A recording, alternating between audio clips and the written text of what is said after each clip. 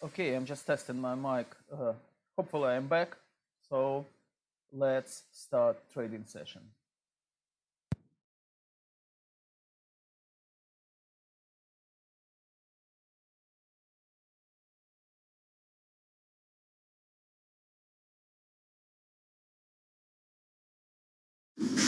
At Halfords, we're here to get you where you want to be. Why not book an MOT to get you safely back on the road? With over 600,000 carried out every year at 350 garages, you can always count on our experts. And get back to visiting those you've missed the most. Hi, Mum. From a safe distance, of course. From MOTs to battery replacements and tyre fittings, there's no job too big or too small. Halfords, for life's journeys. Picture this. Small businesses on eBay are ploughing on, boxing up goods and rolling them out, shipping kettles, instruments to kids, art for walls, treats to pets, shorts for sunny weekends, to brighten up one British home at a time. Thousands of small businesses on eBay are helping to keep the nation going. They are individually brilliant, stronger as one. Buy, sell, eBay. How do we control coronavirus now? Listen to Steph. She's a bus driver. Now that people are using public transport again, we really need to make sure that we keep each other safe. Passengers need to stay 2 metres apart. If that's not possible, make it at least 1 metre. I want to see everyone wearing face coverings over their mouth and nose unless you've got a good reason not to. And when you get to where you're going, you need to wash your hands. We've still got to play our part.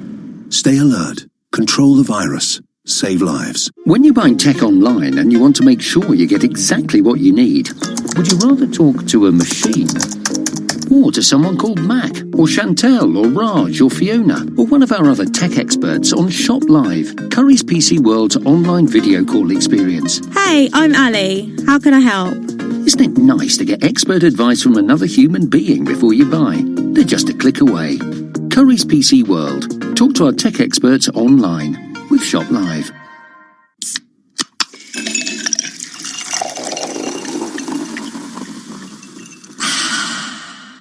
Give yourself a Diet Coke break. The big Volkswagen event is now on. If you're after a new Volkswagen, we offer to pay your first 3 months finance payments and an additional £500 to £1,000 contribution to your deposit at 3.8% APR representative. Hello, sir. Do any take your fancy? Well, yes, a new Golf or T-Cross. A Tiguan. No, Passat. Oh, I need to sit down. Here, have a seat. The big Volkswagen event. With every type of car on offer, you may have trouble choosing.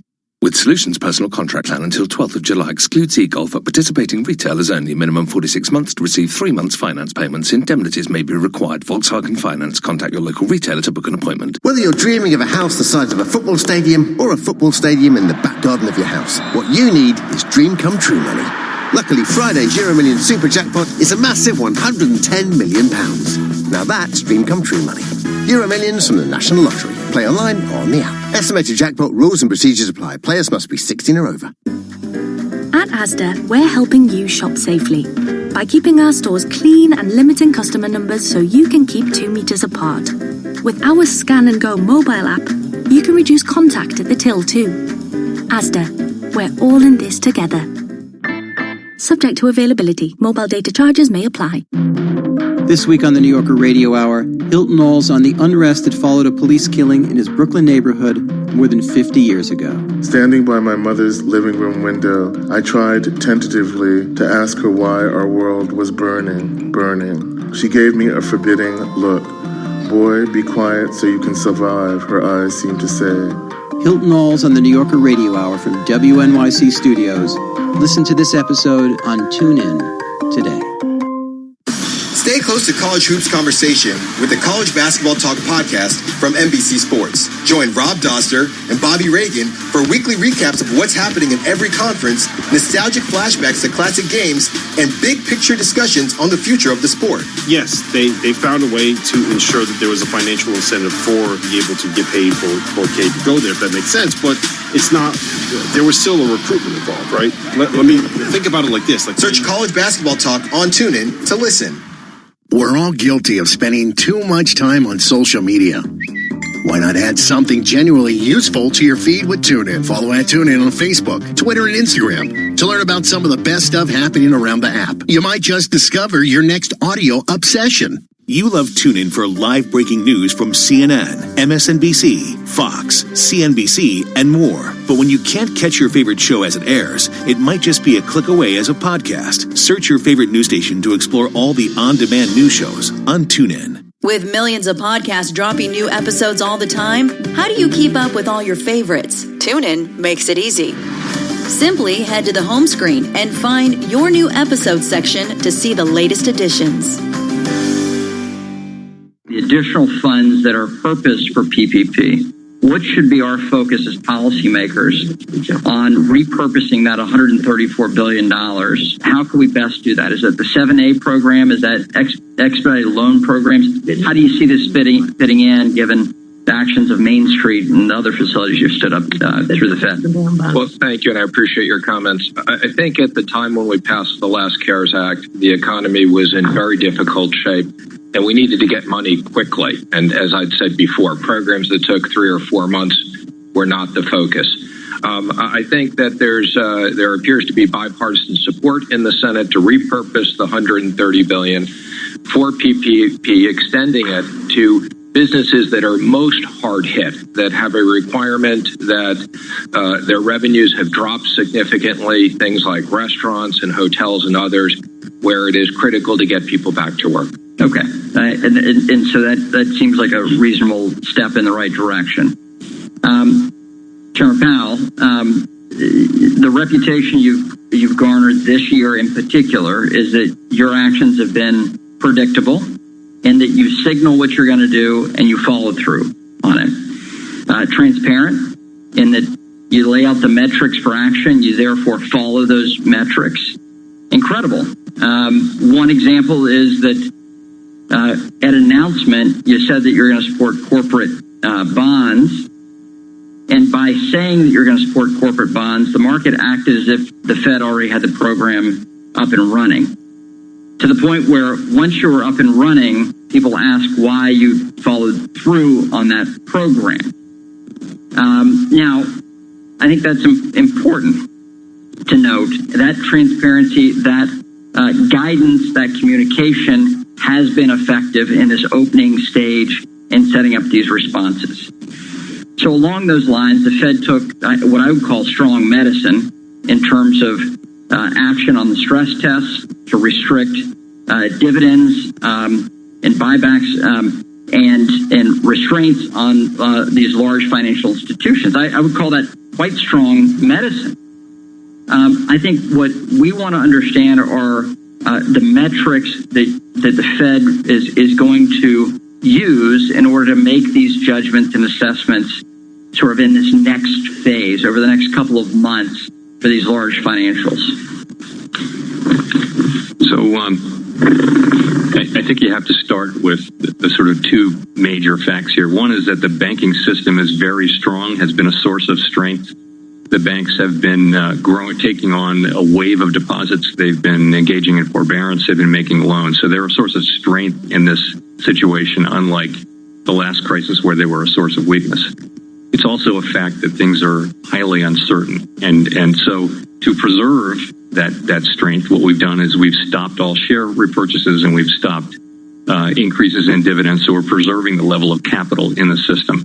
So to address the uncertainty and looking forward, we did run these 3 sensitivity analyses, and they were really to assess the overall strength of the system in the face of these downside cases. We found that the majority of firms were still adequately capitalized, sufficiently capitalized in all of those scenarios. Notwithstanding that, what we did was that we said for the first time in the history of these tests, we said that we're going to ask the banks to resubmit their capital plans. We're going to distribute scenarios, and we're going to look at the results again as we learn more about the path of the crisis. And in terms of the precise metrics we're going to be looking at, we'll be providing more clarity about that going forward. But based off that uncertainty, you want to you're asserting as a regulator that you will actively review this to ensure that we don't have a financial crisis as a result of this health crisis. Yes, we're gonna keep monitoring this. We're learning so much every quarter, and the path of the economy is highly uncertain. And in our system, dividends are declared every quarter. We've already stopped the overwhelming majority of distributions, so we think that's the right place to be. Thank you. Thanks for your leadership and effectiveness, and thank you as well, Secretary Mnuchin, for your effectiveness and leadership. Yield back. When we're sitting. Thank you. I now recognize the gentlewoman from New York, Ms. Maloney, for 5 minutes. Thank you and welcome. Secretary Mnuchin, I'd like to ask you about a very troubling oversight issue. As you know, I'm the chair now of the Oversight Committee, and I take these matters very seriously, and I hope that you do too.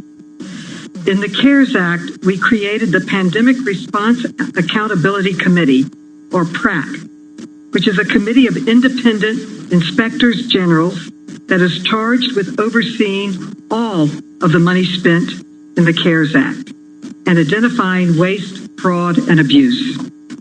Last month, the General Counsel's Office in Treasury issued a legal opinion that questions PRAC's authority to oversee trillions of dollars of CARES Act spending. To put it bluntly, this legal analysis is so bad that it borders on bad faith. The opinion claims that no evidence that Congress did not intend for the PRAC to have oversight authority over anything in the first half of the CARES Act, including the PPP program and any of the Fed's lending facilities or the $150 billion in funding for states and local governments. So I would say, Secretary Mnuchin, that this interpretation is wrong, that it is just plain wrong. Senator Gary Peters and I proposed and authored this section of the law, the PRAC Act, and I was heavily involved in negotiating those provisions in the CARES Act. And I'm telling you that Congress's intent was for the PRAC to oversee all of the spending in the CARES Act, not just one half of the CARES Act, but all of it. That was our intent, and that was what the bill said explicitly. The interpretation from your General Counsel's office is already causing problems because it's hindering the PRAC's ability to monitor how the states are spending their CARES Act money. So now, Secretary Mnuchin, I would say that we have worked very productively together and in good faith negotiations on the beneficial ownership bill and other bills before Congress. So I hope that you'll take my concerns about this erroneous legal opinion seriously. And so this is what I would like to ask today. I'd like you to commit to interpreting this section of the CARES Act as Congress intended, with the PRAC's oversight authorities applying to all of the CARES Act spending. I think this is a small step, but a very important one that you can take to show that you're serious about the oversight of the trillions of dollars in the CARES Act. Well, thank you, and I appreciate your comments, and I assure you we are very much committed to working with the oversight committees on transparency. Now, as it relates to this, I can assure you it was not bad faith. I'm happy to have our office follow up with you. It has to do with a technical issue of recipients reporting. As it relates to the issue of monitoring state spending, I'm more than happy to put the PRAC in touch with our Inspector General, who has primary oversight, and make sure that whatever information specifically the PRAC wants on the states that we accommodate. Well, I would say that that's not what I'm asking. What I'm asking is, will you commit to interpreting the PRAC's oversight authorities as applying to all of the CARES Act spending? That was our intent. I wrote that section of the law. That was what Congress wanted. There's no problem with the interpretation. It's very clear and explicit. Will you commit to allowing the oversight that was in the bill? Well, I appreciate you wrote that portion. I would also say I appreciate I had very direct discussions with people in the Senate about various different oversight. That's why we agreed to a new oversight committee with full transparency. We agreed to provide information that was not required under 13.3. So we have full transparency. And again, I'm happy to follow up with you on the specific concerns as to which different entities should receive what information. I think it's important that there is not bureaucratic overlap. But again, let me emphasize it. If the PRAC needs certain information, we will try to do what we can to accommodate it. Well, I'm very disappointed with that answer, and I guess we'll have to pursue a legislative solution. It was very clear that the intent of Congress is that PRAC would have oversight of all of the CARES spending. I yield back. And I'm out of town. Out of time. Gentlewoman from Missouri, Ms. Wagner. The gentlewoman from Missouri, Ms. Wagner, is now recognized for 5 minutes. Thank you, Madam Chairwoman. And thank you for joining us today, Secretary Mnuchin and Chairman Powell. I want to commend you both from the outset here for your leadership during this unprecedented time. Both the United States Department of Treasury and the Federal Reserve System have shown their ability to both effectively and rapidly respond to the economic crisis caused by COVID-19 by providing trillions of dollars to stabilize our economy. Chairman Powell and Secretary Mnuchin, lender registration for the Main Street lending program went live on June 15th, I believe. Do either of you know how many lenders have registered so far? And do you know the average size of the lenders participating? If not, when do you think this information might be made available? I'll toss it to either. Sure. So in the range of 300 banks, and it may be higher than that, that number is a few days old, have entered the registration process. It takes a few days, so I can't tell you exactly how many, but that's how many will come out of the pipeline. Average size of lenders? Don't know. The size ranges from the large to the very small, and the very small are particularly well represented, but it does range across the full spectrum. And you will be providing this information to us on a regular basis? We're working with the borrowers to figure out the right way to connect lenders and borrowers and lenders so they can get in touch with each other. So we're working with the lenders to put something together that will make that happen in the most efficient way. Thank you, Chairman Powell. In your efforts to create broad-based programs, do you think that the Main Street facility will need to expand any further to meet the needs of our businesses? Let me say as you've seen, the Secretary and I worked very closely on this, and we've been very willing to learn from experience and learn from what we're hearing from different parts of the economy. So we certainly did with the PPP program, so I would hope that we would approach this the same way. We will. I mean, as you know, we're in the relatively early stages of opening up a nonprofit Main Street facility, and I think we'll be watching as regular Main Street fully comes online and continuing to look to see whether there are ways we can improve it. Thank you. Chairman Powell, last week's release of the Federal Reserve's CCAR outcome and, more importantly, the results of their COVID-19 sensitivity analysis underscores the resilience, I think, of the banking system. While we can all agree that the level of uncertainty in the economy continues to be high given the progression of the COVID-19 pandemic, I believe the Federal Reserve subjected CCAR filers to extraordinary assumptions regarding unemployment and GDP contraction. Despite these assumptions, the 33 largest banks remained above minimum Tier 1 capital requirements. Given that, I'm wondering why the Federal Reserve has indicated firms will need to resubmit capital plans, and in addition, there will be an off-cycle supervisory stress test in the, quote, latter part of the year. The Federal Reserve already concluded firms' capital planning, management processes, I think approaches and assumptions passed the toughest test. So could you explain that, please? Sure. So what the 33 institutions all passed was the regular way severely adverse scenario that we wrote before the pandemic arrived. So that's what controlled the outcome at this time. We also, though, remember the pandemic arrived right in the middle of the stress test period.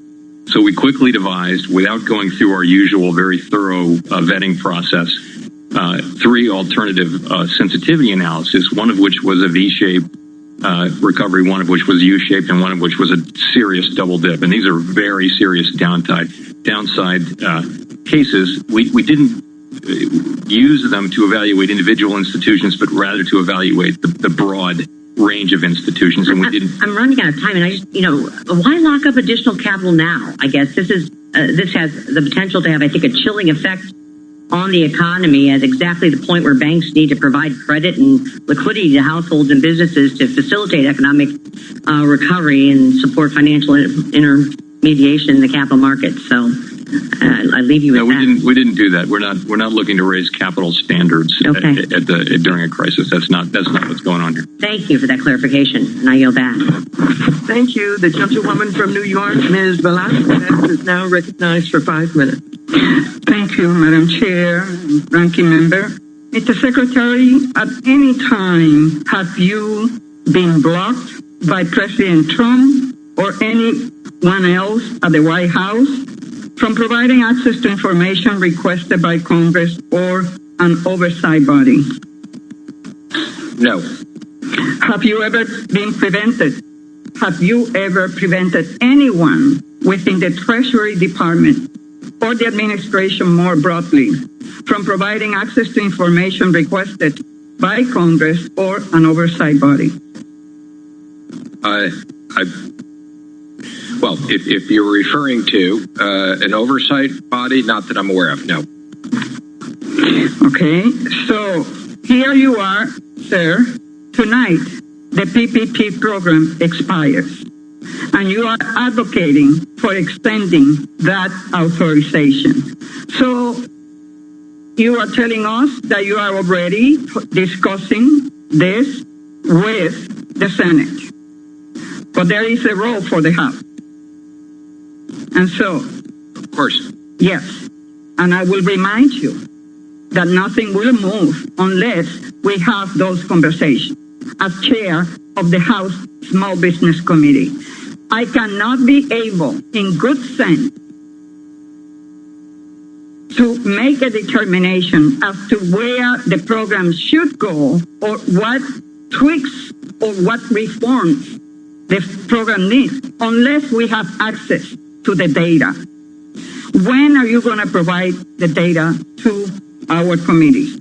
I believe we said by the end of this week, and we've reached out to your committee to make sure we establish secure. No, we got a letter, but no date has been. It's supposed to be delivered by the end of this week, so I will assure. And let me just say, I'm more than happy to speak to you if you'd like to set up a time to speak. Sir, we have been contacting your office every week, asking for you to appear before the Small Business Committee with the administrator. I spoke to her last week. She intends to come before the committee.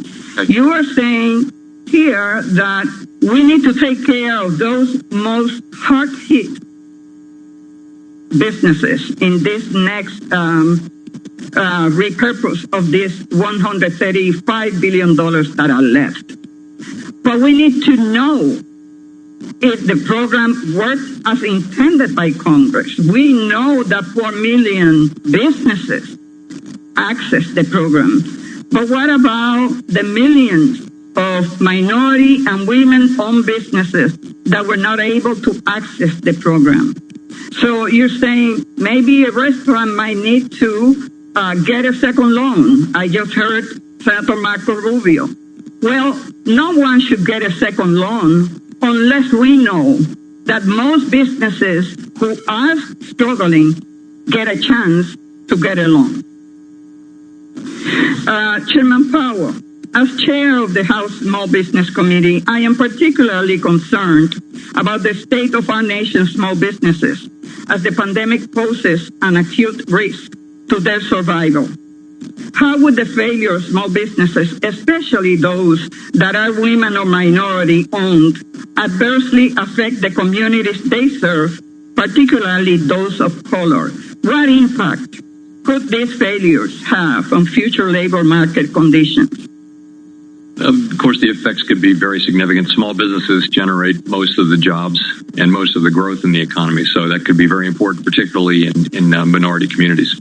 Chairman Powell, earlier this month, the OECD said the pandemic has triggered the most severe recession in a century and warned that the global economy could contract by 7.6% this year should a second outbreak hit. Do you agree with this assessment? That particular number, there's a range of assessments, but I would say that's in the range, and yes, I can't think of a more. And what impact do you see a second outbreak having on both the U.S. and the global economy? Well, I certainly wouldn't forecast that, and so this just hypothetically, a second outbreak could force governments and force people to withdraw again from economic activity, and I think the worst part of it would be to undermine public confidence, which is what we need to get back to lots of kinds of economic activity that involve crowds. Thank you. I yield back. Thank you. Mr. Lucas, you're recognized for 5 minutes. Thank you, Madam Chair. Chairman Powell and Secretary Mnuchin, thank you for attending this hearing today. I want to begin by commending Chairman Powell on finalizing the inter-affiliate margin rule. This may be the last time we discuss this, sir. While these rules may seem abstract and difficult to understand, they have a real impact on agriculture and oil and gas producers back home that use financial derivatives to manage risk and plan for the future, which, as we've seen in past months, can be, to put it mildly, unpredictable. That said, as both of you know, commercial paper finances a wide array of economic activity and provides liquidity for companies to meet their operational needs. With the commercial paper market under significant strain due to COVID-19, in mid-March, the Federal Reserve established the Commercial Paper Funding Facility to encourage investors to lend in the commercial paper market, which ultimately supports businesses and jobs across the country. Chairman Powell, could you describe the current indicators of how the commercial paper market responded to the creation of the facility? And has there been a discussion, to expand the facility to address liquidity issues faced by Tier 2 issuers? The commercial paper facility has substantially healed. As you point out, it really closed there in the beginning part of March, as so many markets did. And when we announced the facility, the highest graded borrowers were able to start borrowing, and so largely, but not completely, that market has returned to fairly normal function, and we're watching it carefully. I would say we're not currently assessing whether to broaden that facility, but should the situation deteriorate, we would have that as an option. Thank you, Secretary Mnuchin. There have been reports that China is restricting global agricultural imports due to COVID-19. How are we working to resolve this with China? And do you anticipate this impacting the terms of the Phase 1 trade agreement to purchase $200 billion in U.S. goods and services, particularly the commitment to purchase $40 billion in U.S. farm products? Well, let me just first emphasize we have various serious concerns about the lack of transparency from China as it relates to COVID. Having said that, we have every expectation that they will support and live up to the Phase 1 agreement, and they are well on their way for those commitments. One last question. Native American tribes have been hit particularly hard by COVID-19. Tribal employment is often concentrated in arts, recreation, and accommodation industries. How has the Federal Reserve and Treasury been looking specifically at the economic challenges faced by tribes? I can answer it. As to Main Street, of course, the tribal businesses are eligible for participating in Main Street, and that's where a lot of the economic activity is there. The tribes themselves are not really general obligation issuers, so they're not particular candidates for the municipal facility. Thank you. And with that, Madam Chair, I yield back the balance of my time. Thank you. Mr. Chairman, you're now recognized for 5 minutes. Thank you. Secretary Mnuchin, I'm a very nice guy, so I won't mention the press reports that say that over $1 billion in stimulus payments have gone to people who are deceased. but I will urge you to adhere quickly to the agreement that you've made with the Senate Small Business Committee to very quickly release the names and data about all PPP borrowers that have borrowed over $150,000. Chairman Powell, back on March 12th, I sent you a letter urging that you prohibit stock buybacks by banks. You have done so. Thank you very much. About 2 weeks ago, you went on the record to say, I would think that it would be of concern if Congress were to pull back their support, having just said that there are 25 million people who've been dislodged from their job. I thank you for that advocacy, and I hope Congress listens. We need to do more to stimulate this economy under these circumstances. Secretary Mnuchin mentioned the support that he's providing to local and state governments, but that is all in the form of loans, and of course, almost all state and local governments can't run a deficit. So with their revenues down by hundreds of billions of dollars, I hope we pass the HEROES Act and actually provide aid to state and local governments. One issue, Chairman Powell, for the Main Street lending program that is particularly relevant to commercial real estate is that if they get a loan from you, they violate the loan covenants that they have in their existing mortgage. I look forward to working with you on that. One possible solution is the bill that I submitted, and we've had hearings on in this committee, the Business Borrowers Protection Act. Certainly getting a loan on a program that we've authorized because of the COVID crisis should not trigger and make a pre-existing mortgage immediately due and payable. I want to spend this morning at the White House with a few of our colleagues getting briefed on Russian involvement in Afghanistan. And it appears to me, Secretary Mnuchin, that they have been bold. They have killed our soldiers because when they do something else that we catch them on, we don't sanction them very much. The debate now is whether they took the obscene step of putting a bounty on the heads of individual soldiers, or whether they've limited their involvement to Afghanistan to just aiding the Taliban, but not correlating that aid to how many dead Americans this or that operation created. Of course, the response from the administration to this seems to be, well, let them into the G8 and otherwise help them. That kind of lax response will lead to more deceased American soldiers.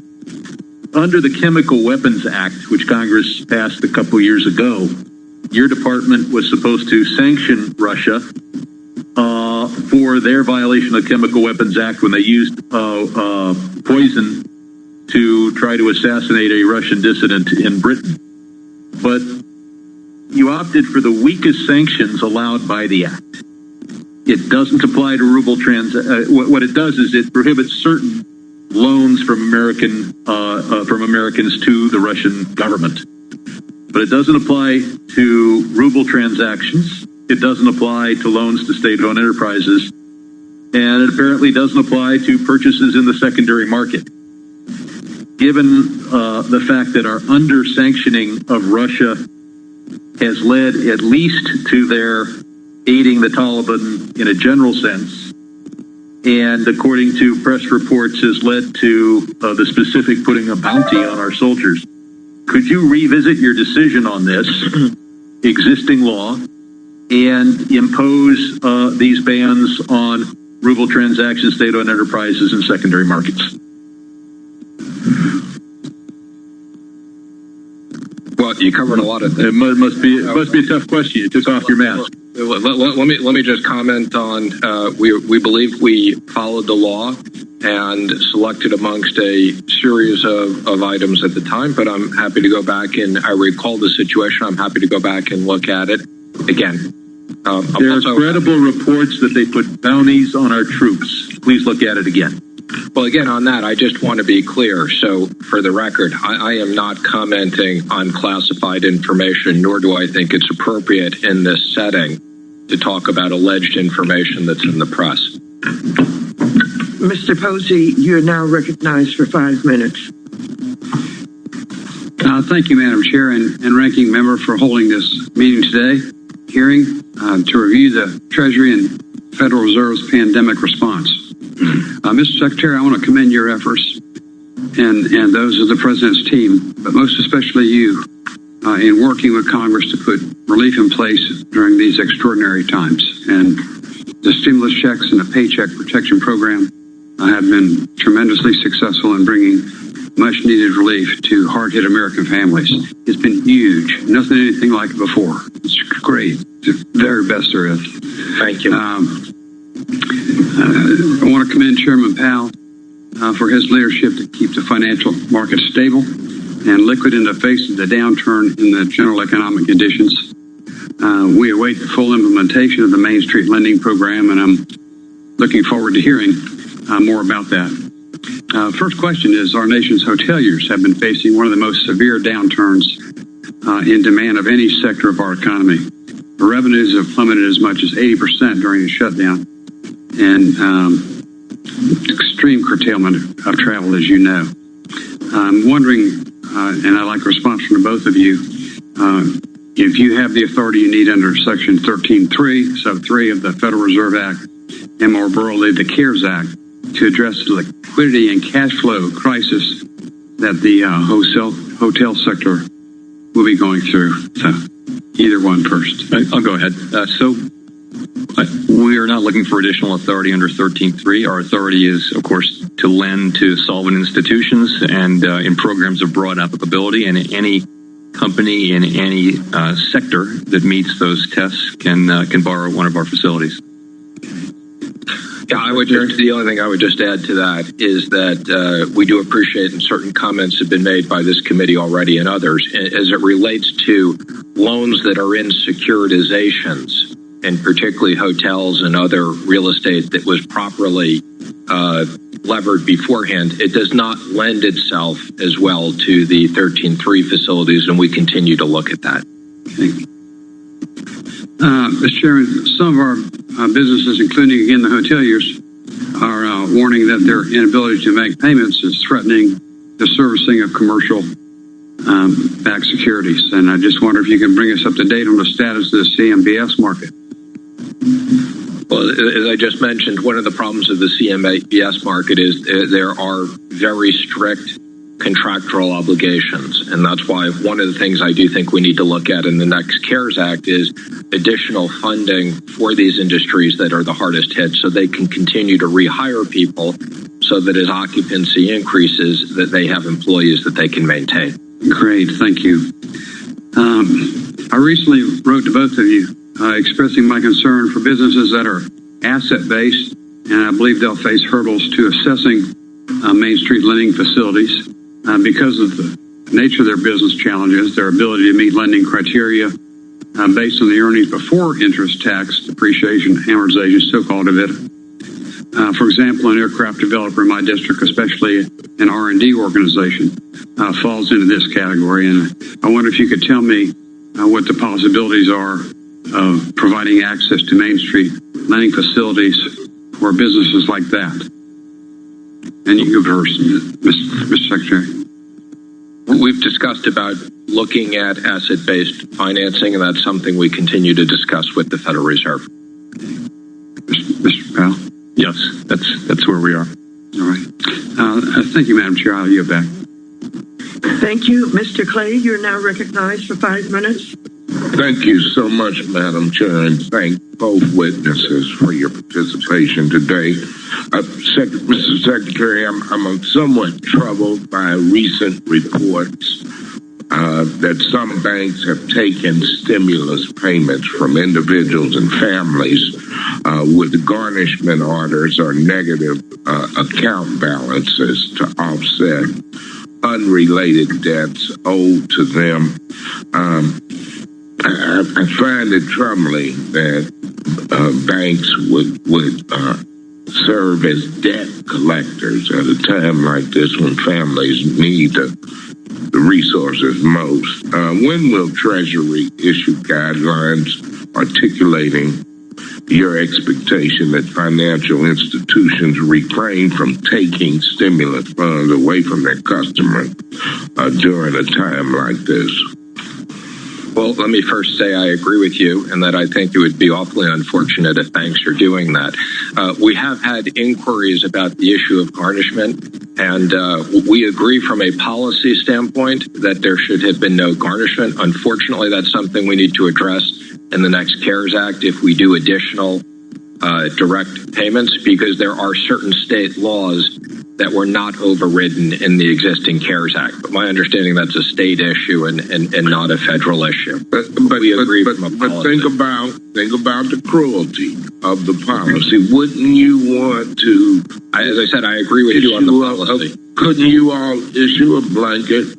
We've asked our legal department, and unfortunately we can't, and that's one of the things we would want to fix in the next CARES Act. So we agree with you from the policy standpoint. Thank you. Chairman Powell, for many nonprofits and small businesses, earnings before interest, taxes, depreciation, and amortization is not a widely used metric. Have you considered applying other metrics of debt, future growth, or financial health to the Main Street lending program so that nonprofits and small businesses are fully able to participate? Yes, as a matter of fact, we have, particularly for nonprofits, of course, earnings before interest taxes doesn't make any sense. So you don't need to take taxes out. They're nonprofits. They don't pay tax. So we're looking at a range of, and we actually put this out for comment. We got a lot of very thoughtful comments from the nonprofit community of looking at cash flow and also financial resources more broadly. In terms of companies, pre-EBITDA is just basically pre-tax cash flow. It's a very widely used metric, but there are other metrics. And as the Secretary mentioned, one of them, probably the next one in line, is something along the lines of asset-based, and that's something that we're looking at with the Treasury. Now, under the Main Street lending program, you reduced the minimum loan threshold from $1 million to $250,000, and then by expanding the program to nonprofits with more than 50 employees. However, many small businesses may not need $250,000. Mr. Chairman, has the Fed considered eliminating the minimum loan threshold altogether? We have not considered eliminating it yet. Of course, we're just now getting rolling with loans, as you know. So we can, once we get up and running, look at lowering it again. But you get into a very different kind of lending when you're down lower. These are really personal loans rather than business loans. They're generally guaranteed by the business operator. And we could look at that, but that would be something we'd look at once we get up and running. Yeah, but I mean, it's kind of concerning that you have that threshold at $250,000 when, say, a small business in St. Louis needs $100,000 to survive through this pandemic until they get back on their feet. Any consideration given to accommodate? Yes, no. We can see ourselves possibly lowering the threshold again, but just logistically, for us to be making very, very small loans would be difficult, and those people may be better dealt with through fiscal policy. But I can see us down the road looking at a lower threshold. I see. And thank you both for your responses. And Madam Chair, I yield back. Thank you. Mr. Scott, you're recognized for 5 minutes.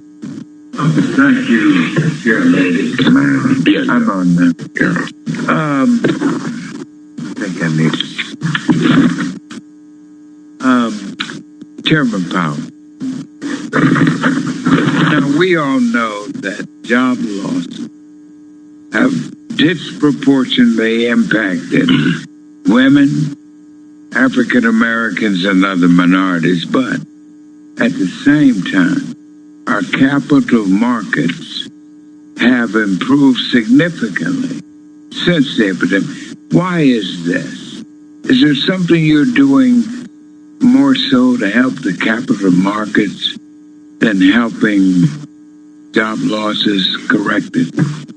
No, not. In fact, the objective of everything we're doing, every single thing we're doing, is to take the 25 million people whose working lives have been disrupted and create a situation in which they have the best chance to go back to their old job or to get a new job.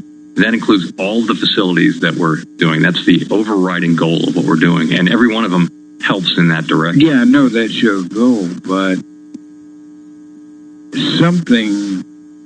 what I'm trying to get at is it correctable?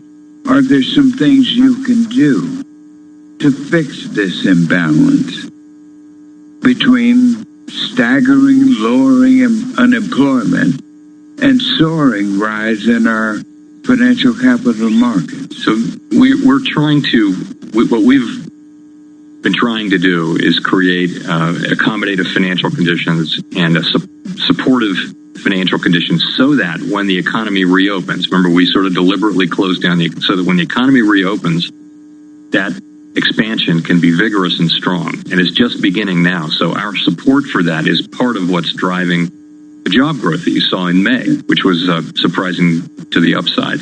Yeah, I also, while we got both of you all here, I want to pick up on what Chairlady Waters was saying. We got a great opportunity here to do both of these things with our housing and homeowner tranche that we're putting forward. This goes right into the belly of our economic wheelhouse. Jobs, keeping people secure. Because it's coming, man. When you lose 25, 30 million people lose their jobs, how they going to pay their house note? How they going to pay the rent? How they going to pay utilities? And more than that, how are the banks and the financial institutions going to get their mortgage payments in so that they can make payments for the securitization of those mortgages that keeps our financial system healthy? So, I want to ask you to make sure that you all start talking about these things that we are putting forward. May not be everything you agree with us on, but this is one that is very important. Then let me go to one other area, to you, Secretary Mnuchin. None of the lending facilities established have targeted the needs of our agriculture industry. Now, why do I mention that? Food. It's coming. I mean, I can't see why people can't see this crisis. Food shortages are coming. It's almost like the farmers have been the forgotten ones. Are they qualifiable as small business? Many of them don't know. They're sort of out there, just drifting along the misty flats. What are you all doing to help lift up and make sure that we give our farmers, our rural communities, the kind of help that they need? Because all the food chain is going down. You hear about the closures. The food processors are going out. Farmers are coming. These are small, most of them, but they're very important. Why can't they be qualified as small businesses? Where are they? They're getting lost in the shuffle. And if we get a food shortage, we're in, Thank you, Mr. Lukemeyer. You're recognized for 5 minutes. I would encourage all of the members to keep their mask on. Please. Thank you, Madam Chair. And thank you, Secretary Mnuchin and Chairman Powell, for being here today and for your great leadership during this time. As we've gone through this, you guys have been very responsive. You've been very cooperative. I can tell you from discussions that we've had in different settings, you've implemented lots of suggestions that we've come up with as a group, as Congress, and for that we're grateful. Leaders make tough decisions in tough times, and you both exhibited the ability to make those tough decisions, so thank you very much. Both of you in the past have expressed your support for housing finance reform and GSE credit risk transfer, CRT. And in prior testimony, you've committed to reviewing your prospective policies to determine whether capital relief is appropriate for U.S. banking organizations that engage in CRT with sound counterparties. FHFA recently reproposed a capital framework for Fannie and Freddie, which adopts much of the U.S. banking framework, but in doing so, seems to have taken a confused and more punitive approach to certain types of CRT. I'm encouraged by the questions posed in the proposal that would seem to indicate there remains room for revision before the rule is final. I ask each of you gentlemen whether you still agree that it is appropriate that the enterprises should receive meaningful capital credit for sound CRT transactions they conduct with sound counterparties and avoid the accumulation of credit risks on the balance sheets of two institutions that remain taxpayer-backed. One of you? Yes, I agree that they should receive relief, that we should encourage them to do credit risk transfers with credit-worthy counterparties, and I can also tell you FSOC is beginning to review these issues as well. Chairman Powell, you want to comment on that as well? Yeah, no, I do agree, and we're actually in the middle of doing a careful review of the whole capital proposal as well. Okay, thank you. As you know, it's hard for me to let a hearing go without talking about CECL, so we're going to try one more time. In March of this year, the Federal Reserve and the FDIC and the LCC issued an interim rule to delay for 2 years the estimated impact on regulatory capital of CECL, followed by a 3-year phase-in. In addition, the CARES Act included an optional delay in CECL implementation until the end of 2020 or the end of the pandemic, which 25% of applicable entities actually opted for. The Department of Treasury is also conducting a study with the impact of CECL, I hope. We were directed to do that. And most recently, my colleagues and I sent a bipartisan letter to FSOC urging for delay in CECL implementation for all entities until 2022, so that every entity, both banks and non-banks, which were not included in the CARES Act, on the same footing, and Treasury can conduct the study with the input of a real-life scenario that we have going today. Given the actions by Congress and the prudential regulators, should we delay CECL as I and my colleagues have called for? And should the Treasury examine the real-life scenario we've gone through when conducting their study? Mr. Mnuchin? I think that should be seriously considered, and yes, we are working on the study. The President issued an executive order with regards to each agency going through and looking at all the rules, regulations, that were either waived, declined, changed, whatever. If they don't work now, why should we continue them down the road when we get out of this mess? And so I assume everybody is doing that. And this particular accounting principle would seem to fall in that area of we need to be looking at this as something down the road we need to get rid of in its entirety. Mr. Powell, Chairman Powell, would you like to comment on this as well? No, I would agree. Okay, thank you. Appreciate that, because I think there's a time and place for rules and regulations. There's a time and place that if they're not functioning, we need to get rid of them and start over. With the nationally recognized statistical rating organizations and the Federal Reserve emergency facilities, I know you've heard a lot about this issue from members on both sides of the aisle. Chairman Powell, especially, the Fed took modest steps to include smaller NRSROs in the most recent FAQs, but only if those ratings are accompanied by one of the three incumbent NRSROs. I remain concerned that the Fed's unilateral and haphazard tiering of these NRSROs is going to have serious implications for small and mid-sized businesses. Have you examined the impact the delineating between the large and smalls is having in the marketplace? Well, as you mentioned, we started out getting these facilities set up very quickly, and we just went with the big three. After that, I think more than a month ago, we broadened it out to another group after taking a look. And, we're balancing the need to move quickly and to move with institutions that we know well or that are well known, and then we've included more and more, and that's a process that we're still looking at. Okay. All right. Thank you very much. I yield back, Madam Chair. Thank you. Mr. Huizinga, you are now recognized for 5 minutes. Point of inquiry, Madam Chair, should not be on the other side of the aisle. Oh, I'm sorry. Okay. All right. So, well, thank you. I appreciate that. Chairman and Mr. Secretary, the word unprecedented has been banned in my house by my college, graduate. He graduated remotely because he was looking around and was a little tired of that word maybe being used. So he has a history. His grandfather, my dad, was born in 1921 on a kitchen table in the hired man's hand home. My mother was born in 1931 in Flint, Michigan. Yes, that Flint, Michigan, and had to move to Oklahoma into the Dust Bowl in the middle of the Depression to try to survive when they lost their house and my grandfather lost his job. We know that there's history behind this. So I'm not sure if this is unprecedented. Certainly maybe unprecedented in a way in the modern era where we've seen the government come in and sort of shut this down. But what we do know is from looking at history is we need to get the economy moving again. Now, the question is how?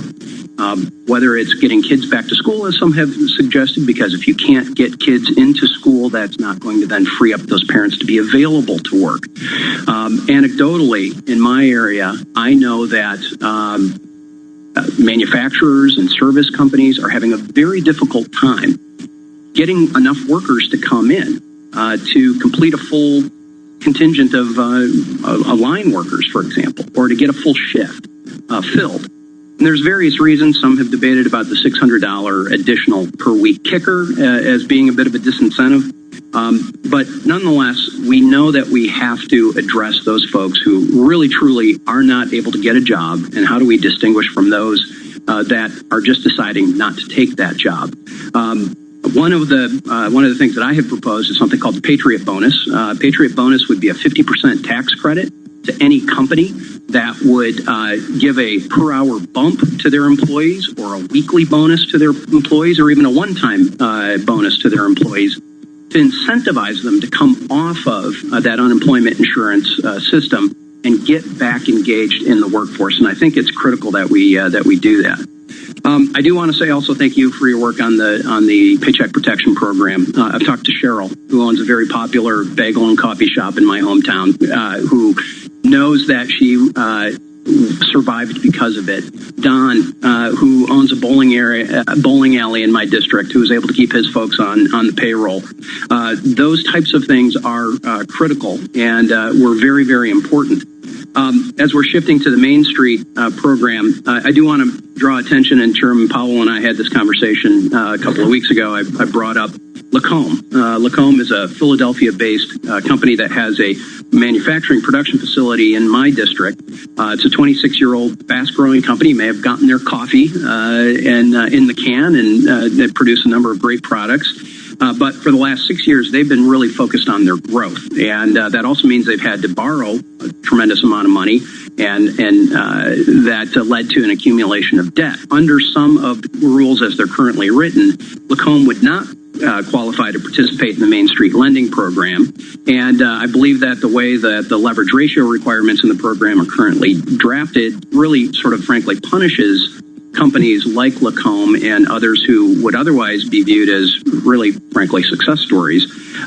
So if it is the way the rules are currently written, it's designed to prevent funds from going to companies that have this debt, but sometimes those companies might be some of those that need it the most. I'm hoping that you'll commit, Mr. Secretary, to working with me on that to address that issue. Yes, I'm not familiar with the company, but we're happy to follow up with you and see if it can work. Great. And then in the remaining time, I talked to Jeff this morning. Jeff is 52. Talked to Jim and Liza. He's 64. She's slightly younger. She won't tell me exactly how old. But what I do want them to know is I want them to hear from you. What do you want to tell them? And the rest of Joe and Jane 401k that have their small investments in the markets that are there, frankly, to help them as they approach retirement. What assurances can we give them about the economy? Well, I want to tell them and all the other people that we are going to work with Congress to make sure we can do whatever we can do to get everybody back to work who lost their job due to COVID. And I'm also extremely optimistic about the research that is being done on vaccines and virals and us combating this terrible disease. Thank you. Yeah, I would just say, Mr. Meeks, you're recognized for 5 minutes. Thank you, Madam Chair. Mr. Powell and others at the Fed have written and spoken about the importance of maintaining the economy at full employment as a way to pull a greater share of the minority workforce upward, which is often the first to be laid off and the last to be hired. And while this is helpful, this is incredibly frustrating, as it is an admission that everyone else gets a head start in the economy, and communities of color only get out of the starting blocks after everyone else has been running the race for months, years, or decades. So let me ask you first, Mr. Powell, do you agree that structural discrimination exists in the United States economy today and impedes the economic success of communities of color and is a key to understanding why black wealth is just 10% that of white communities? yes, I do agree. Mr. Mnuchin, would you agree also? I agree we need to do everything to create a level playing field, yes. So I also believe that our approach to redressing the legacy of economic racism and discrimination must include equity investments. Communities that have been financially excluded for decades or hundreds of years, that were disproportionately impacted by the financial crisis and now by the COVID pandemic, cannot borrow their way out of poverty and economic exclusion. I believe that sizable equity investments over the coming decade or more into communities of color will be essential to substantially lift them out of poverty and build resilience. And I'm working on a proposal for creating a national investment fund, pulling together capital from both the private sector and government to invest in these communities over the next decade or more. So, Mr. Mnuchin, Secretary Mnuchin, do you agree that massive amounts of equity investments will be required to lift these communities and that debt alone cannot solve the problem?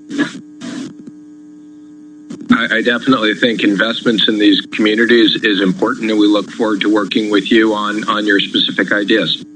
Oh, great. And the same with you, I guess, Mr. Powell. Can we count on the fund and you working with us? We'd be delighted to.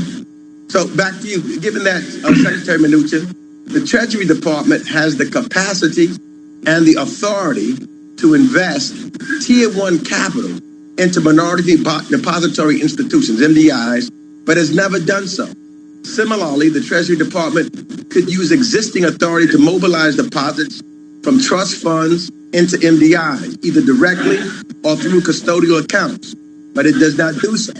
And since we agree that we need to have investment, would you agree that MDIs play a critical role, as we found during PPP, in providing minority communities access to capital?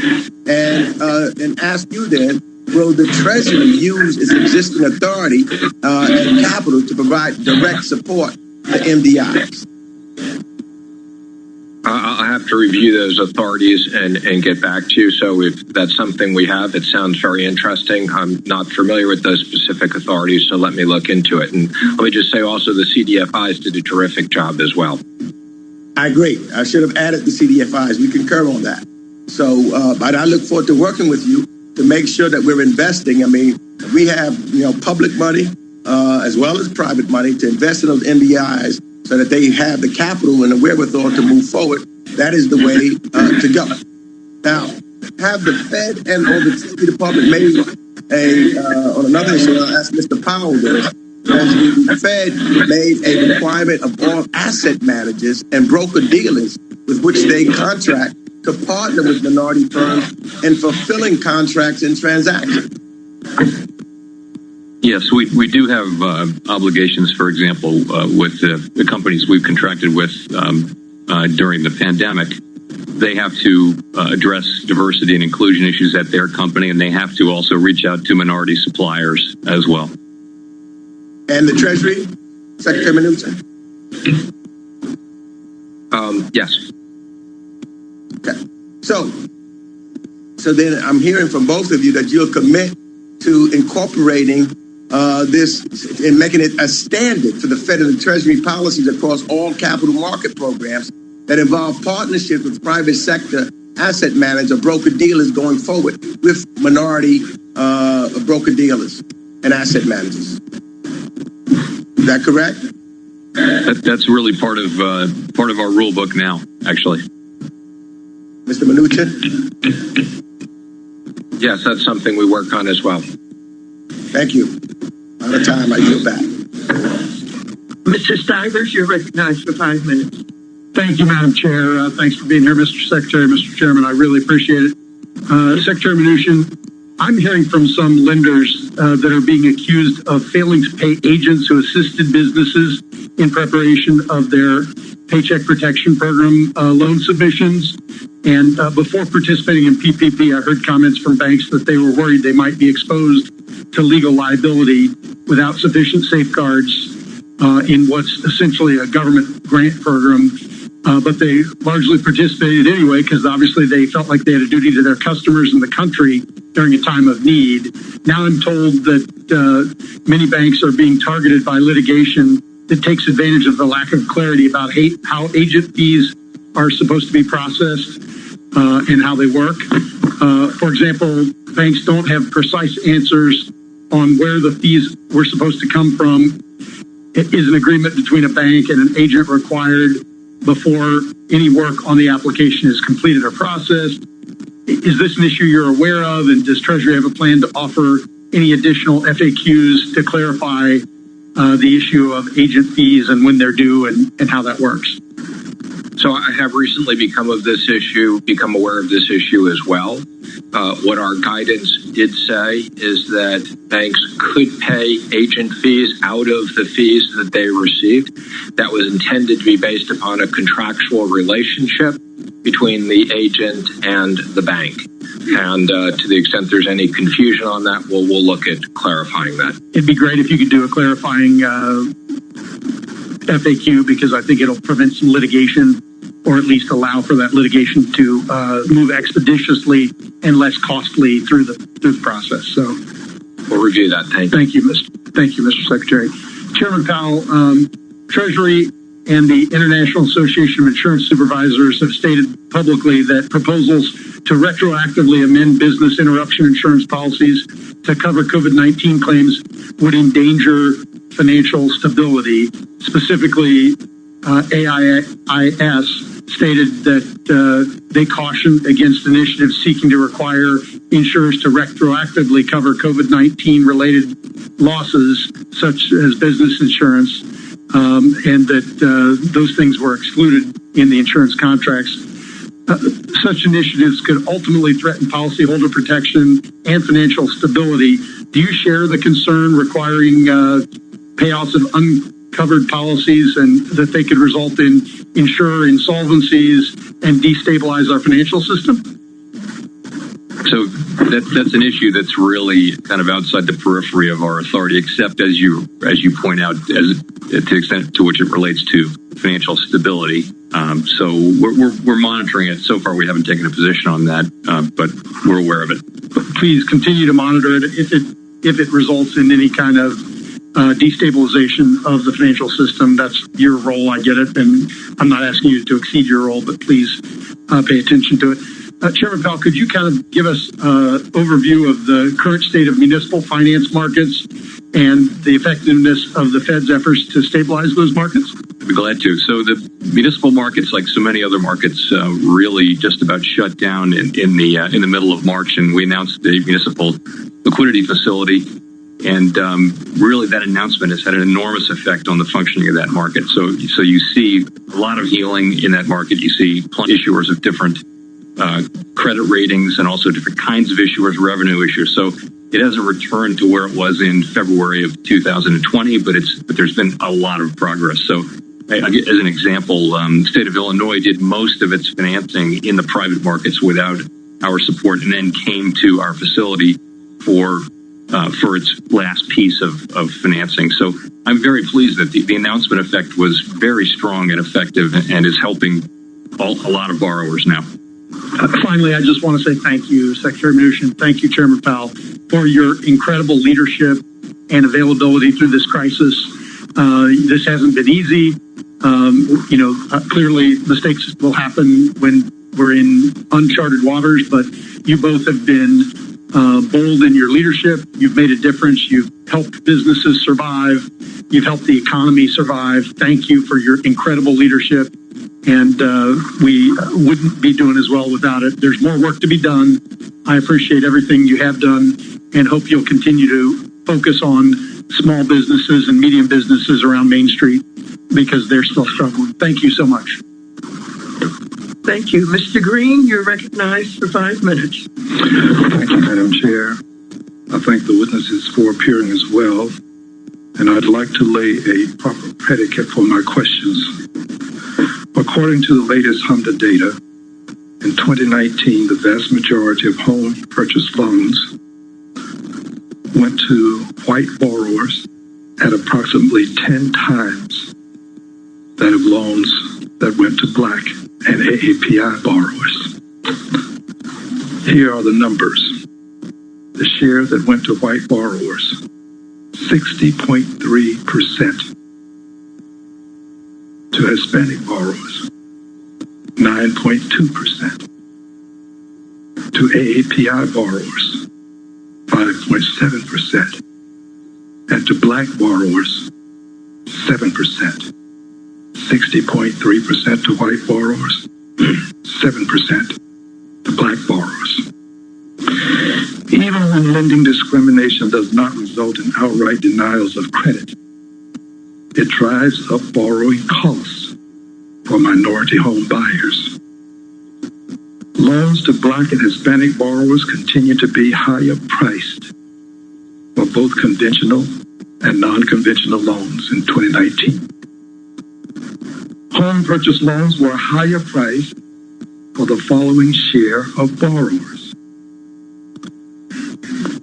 To black borrowers, 20.3%. Hispanic borrowers, 23%. White borrowers, 8.3%.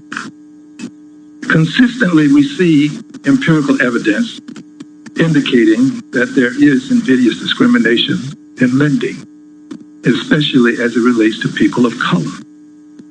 So here are my questions, dear friends. Adjusting for education, credit score, assets, and other relevant factors. Do you believe that invidious discrimination in lending exists against borrowers of color? I have been collecting these pictures. I keep them in my office. These are pictures of people who deny the existence of invidious discrimination as relates to people of color. So my question to you is, do you believe that this invidious discrimination exists in lending as it relates to people of color? If you do believe so, would you kindly extend a hand into the air? All right, would you kind of hold it up just like to get a good picture of you, Mr. Secretary? All right, thank you very much. Now, next question. Do you believe that this invidious discrimination against borrowers of color can be addressed with legislation? Can we craft legislation to help end this invidious discrimination? If you think so, would you kindly raise a hand? Legislation. Can we craft legislation? Chair Powell seems to think so. Mr. Mnuchin? Okay, can I respond to the answer? Well, you can respond, but if you would be so kind as to let me know where you're going first. Sometimes when people finish, I don't know what they've said. I think this wouldn't apply to you, of course. So, I think we have legislation, so I think we need to do a better job. So I'll say we can look at legislation, but I think it's more than just legislation. Okay, I agree with you that it's more than legislation, but would you agree that legislation can be a part of the remedy? If you'll kindly extend a hand. Thank you. Now, I'm in agreement with you. We have a couple of pieces of legislation. H.R. 149, the Housing Fairness Act. helps to deal with discrimination in housing as it relates to people of color and others as well. And then H.R. 166, the Fair Lending for All Act, that would put an end to this race-based lending and discrimination. 2 pieces of legislation, hopefully they'll move in Congress. But here's my final question. I believe that it's time for us to reconcile in this country. We've survived slavery, but we didn't reconcile. We survived the invidious discrimination that exists now, segregation, but we haven't reconciled. If we had a Department of Reconciliation with a Secretary of Reconciliation, would you work with a Secretary of Reconciliation, your departments, the agencies that you represent? Would you work with such a person to help us reconcile in this country? If so, raise your hand.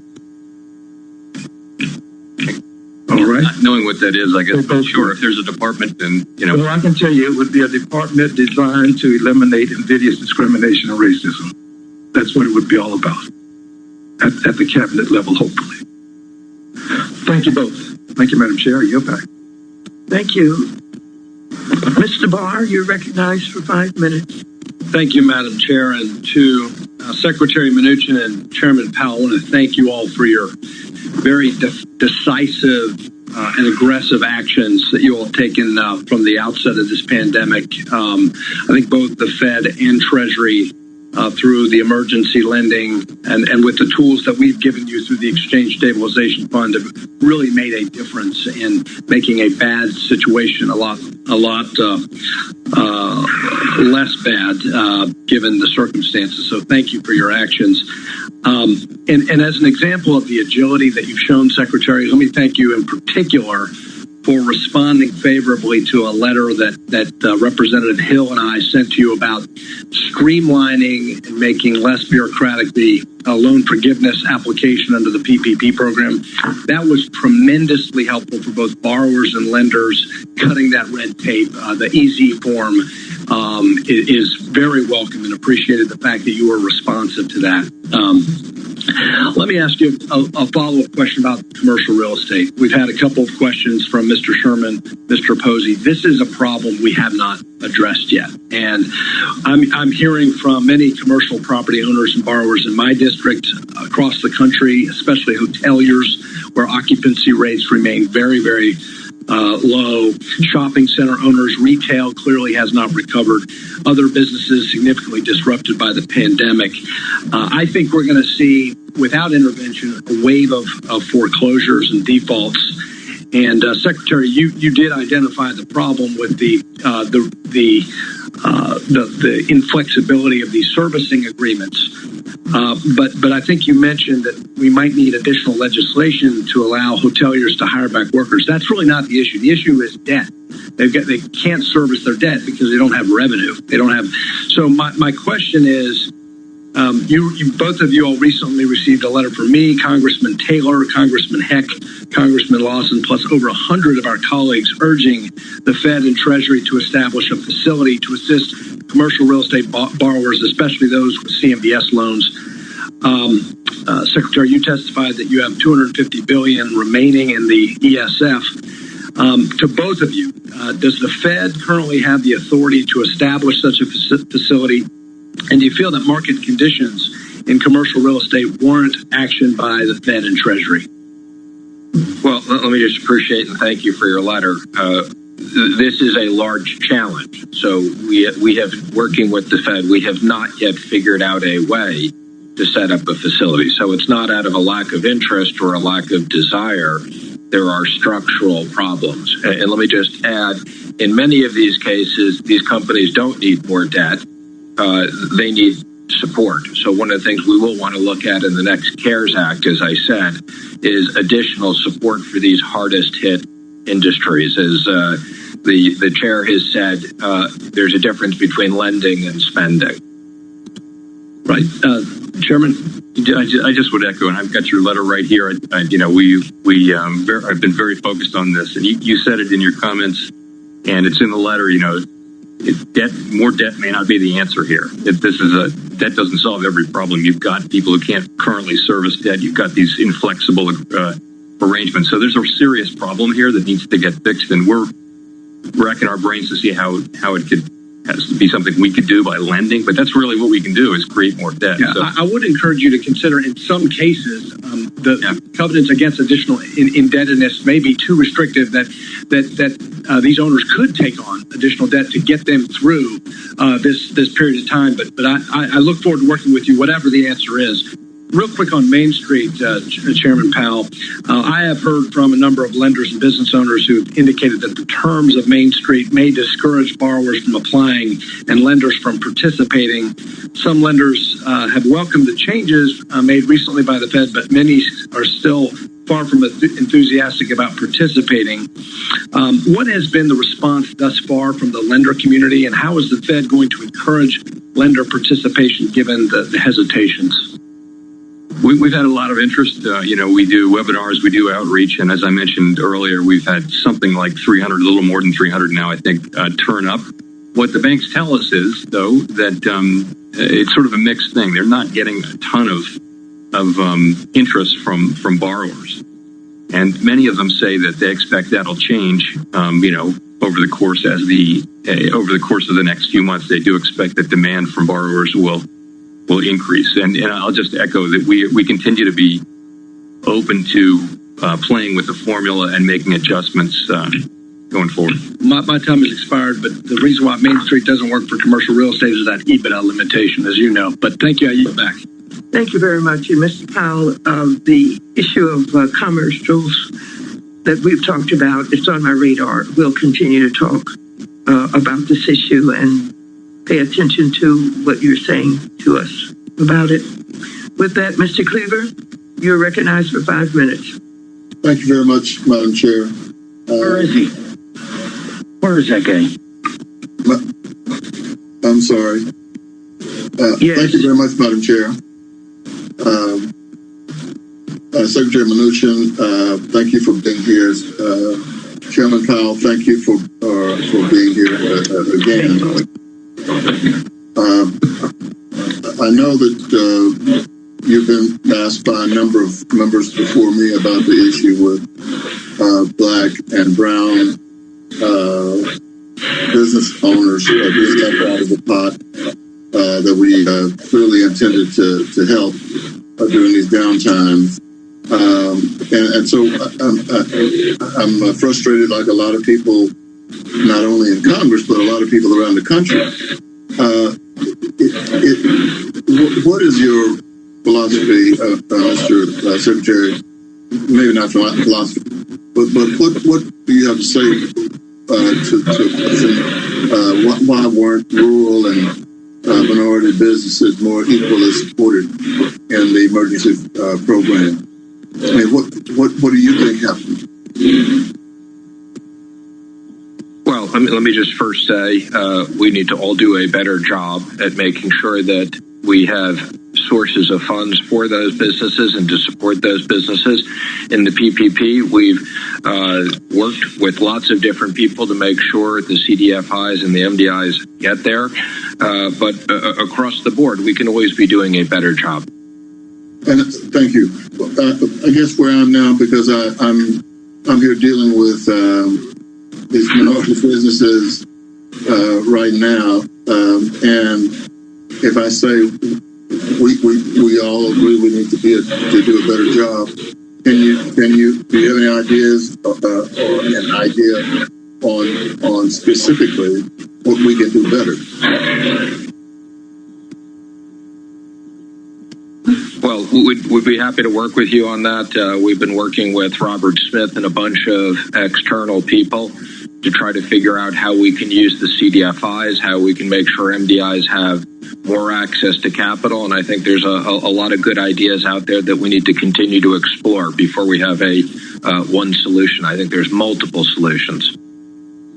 I'll just add, Mr. Cleaver, I'll just add that we're doing a great deal of outreach with MDIs and CDFIs to get them access to the programs that we're doing, including the PPP.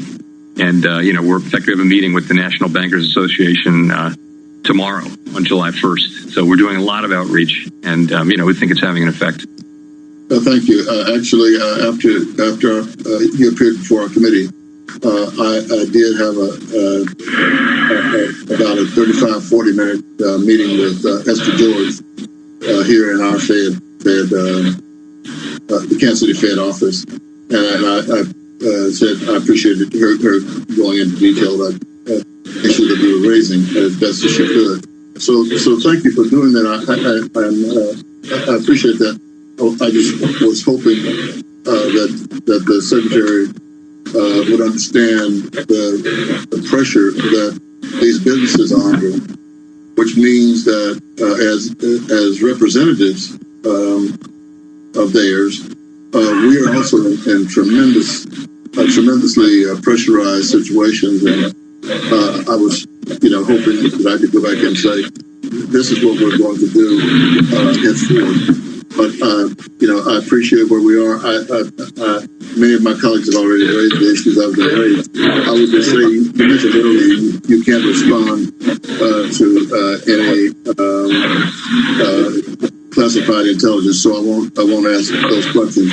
But I am nevertheless going to send you a letter, and I don't even expect a report. I'm doing this for my own personal historic concern, and that is, I'm sure that the next generation and the generation after that will be asking us, Grandpa, what did you do? Grandma, what were you doing during those times when things were going off the rails? So thank you both for appearing. I yield back, Madam Chair, the balance of my time. Thank you very much. Mr. Tipton, you're recognized for 5 minutes. Madam Chair. Thank you, Madam Chair. Appreciate, Mr. Secretary, Chairman Powell, you taking the time to be able to be here. Do appreciate all of the efforts that you've made to be able to stimulate the economy and to be able to help our folks at home. Did want to bring up an issue that we've heard back from our district. As you know, under the CARES Act, the government did provide for communities of 500,000 or more people to be able to apply directly to Treasury for assistance. In Colorado, that translated into 59 of the 64 counties in Colorado were unable to be able to receive direct assistance. And full recognition, obviously, the additional dollars went in over and above the direct assistance that was able to be applied for. And I guess, Mr. Secretary, I would like to be able to see it from you, has there been any oversight to be able to do what I believe was the congressional intent, to be able to get those dollars back into small communities like those that I represent, and have we had any sort of examination of how those dollars are being spent by the states? Well, let me just say we agree with you. We thought the purpose was that we sent money to cities above 500,000. The reason why we didn't do it to less was purely administrative. We've put out guidance saying that the states should distribute money down. We've also had discussions with the IG to review this. So we appreciate your comments.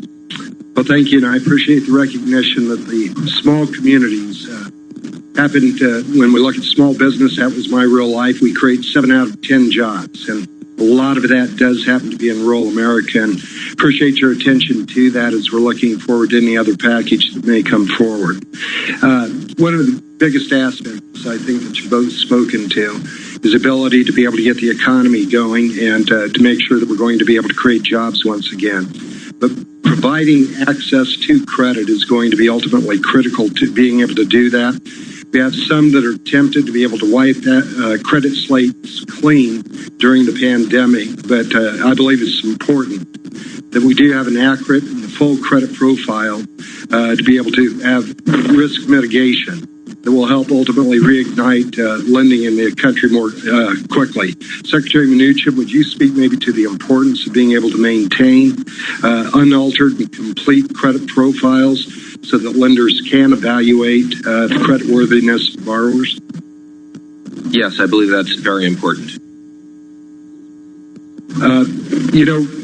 One of the bigger issues that we're hearing on PPP is that lenders across the country, big and small, readily answered the call to be able to make those loans out to our small businesses during the crisis. And since there was essentially no guidance when lenders began providing PPP loans, what can agencies do, Mr. Secretary, to the extent to hold them harmless in terms of provisions to the entirety of the PPP process, adequately protecting the lenders who are trying to be able to do the right thing? Well, the lenders were merely intended to be an intermediary. They were the fastest way that we could get money to the businesses. Most of the certifications were certifications that the borrowers had to make and that they would be liable for. There were a few things that the lenders had to do, which was check the payroll and payroll documents. But yes, it was supposed to be predominantly a pass-through mechanism. Okay, thank you. And there is an interim final rule on lender fees out of the SBA, indicating that if they conduct a loan review and determine that the borrower was ineligible for a PP loan, the lender is not eligible for the processing fee. The SBA was also able to draw a clawback feature of the fee within 1 year if they determine that the borrower isn't eligible for the PP loan. Considering that those lenders, as we noted, did act in good faith through the PPP process and have dedicated a significant amount of resources to be able to help the economy, why did the agencies decide to be able to take this approach? Well, let me just say, I hope that's a very small number of loans that turns out to be. But the thought of the taxpayers paying fees to loans that weren't made seemed to be unfair. And I would just say in general, I think the fees were very attractive to the lenders. So if there were a small number of loans that they made that were the case, I think they were still well compensated. Thank you, Mr. Secretary. And I yield back, Madam Chair. Thank you. Mr. Perlmutter, you're recognized for 5 minutes. Thank you, Madam Chair. Gentlemen, thank you for your testimony today. Thank you for your leadership in the first 3 months of this emergency. The pandemic dealt a real blow to the economy, and you helped cushion the blow. But we're not out of this thing by any stretch of the imagination. And around Colorado, we see California, Utah, Arizona, Texas, with rising case numbers, rising hospitalizations, rising death counts. And we also know that at the end of July, the pandemic unemployment insurance payments cease as it's currently written. We know that a number of the moratoria on evictions and foreclosures begin to cease. And the 8 weeks provided under the PPP, certainly for those initial takers of the loans, start to run out. So I see a brick wall at the end of July. And Mr. Secretary, you played a key role in helping to fashion the fiscal pieces of this, the CARES Act. We call what we've done as this next iteration the HEROES Act, so that law enforcement, teachers, transportation workers, medical staff don't get laid off, in addition to the ones that already have been laid off, by local governments, by state government, by school districts. So I asked Mr. Powell a question when he was in front of our committee a couple weeks ago on state and local government assistance to backfill the tax revenue. He says, I will say, though, from a standpoint, state, local governments employ something like 13 million people. States have to balance their budget. And revenues go down and expenses go up. And what states do is they cut costs. And we've seen state and local governments lay off 1.5 million people already. State and local governments provide essential services, as we all know, so you know they're a great and a big employer. And I would say it's certainly worth considering. If we don't do something, it will hold back the economic recovery if they continue to lay people off and if they continue to cut essential services. And in fact, that's kind of what happened post the global financial crisis. So, Mr. Secretary, as you again are sort of in the middle between the House and the Senate and the White House, I can't ask, where are you on assisting state and local and school districts to help backfill the lost revenue that we've seen hit them already? Well, let me just first say, within the context of the last CARES bill, we tried to issue guidance that was as flexible as possible, particularly for firefighters, first responders, and policemen, so that states could use that money and had a safe harbor and didn't need to let any of those people go, which, as you said, this would be the worst time when we need to support all those people. I'm committed to working with both the Democrats and the Republicans and the House and the Senate in July. As you said, we have a lot of important features that all come to an end in July. And I'm committed to continue to have these conversations and take great pride in the fact we had enormous bipartisan support in the previous bills and look forward to working with everyone. And I would just ask you, because what we've seen is, as a Democrat, we passed this, the Senate's been sitting on it, even as time is ticking. And in Colorado, for instance, we're looking at probably a $2.5 to $3 billion drop in tax revenues this year, see it again next year, and probably the year after that. And so I would just ask you to really push on that one, or there's going to be a lot of people laid off at just the worst time in very essential services. And so, gentlemen, you've done a heck of a job. You get patted on the back now, but we're still in this emergency, and now we got to focus on going forward, which is this next iteration, or there's going to be a lot of trouble come the end of the summer. With that, I yield back. Thank you very much. I'd like to thank our witnesses for their testimony today. Without objection, all members will have 5 legislative days within which to submit additional written questions for the witnesses to the chair, which will be forwarded to the witnesses for their response. I ask our witnesses to please respond as promptly as you are able. Without objection, all members will have 5 legislative days within which to submit extraneous materials to the chair for inclusion in the record. This hearing is adjourned. Thank you very much. Thank you. You have been listening to testimony before the House Financial Services Committee by Federal Reserve Chairman Jay Powell and U.S. Treasury Secretary Steven Mnuchin. The pair facing questions and queries, Carol, about what happens next when it comes to stimulus. Also, some big questions about some of the underlying structural issues that we've been hearing so much more about, especially when it comes to inequality and race. Yeah, absolutely. A fair amount of questions on that front. And we'll continue to, of course, bring you some of the stories as a result of that testimony. You are listening to Bloomberg Business Week, and this is Bloomberg. This is WBBR New York, WDCH-FM Bowie, Baltimore, Washington, WJZ-FM HD2 Catonsville, WRCA Watertown, WBOS HD2 Brookline, Boston, WNBP Newburyport, KNEW Oakland, KOSF 103.7 FM HD2 San Francisco, and SiriusXM Satellite Radio Channel 119. Charlie?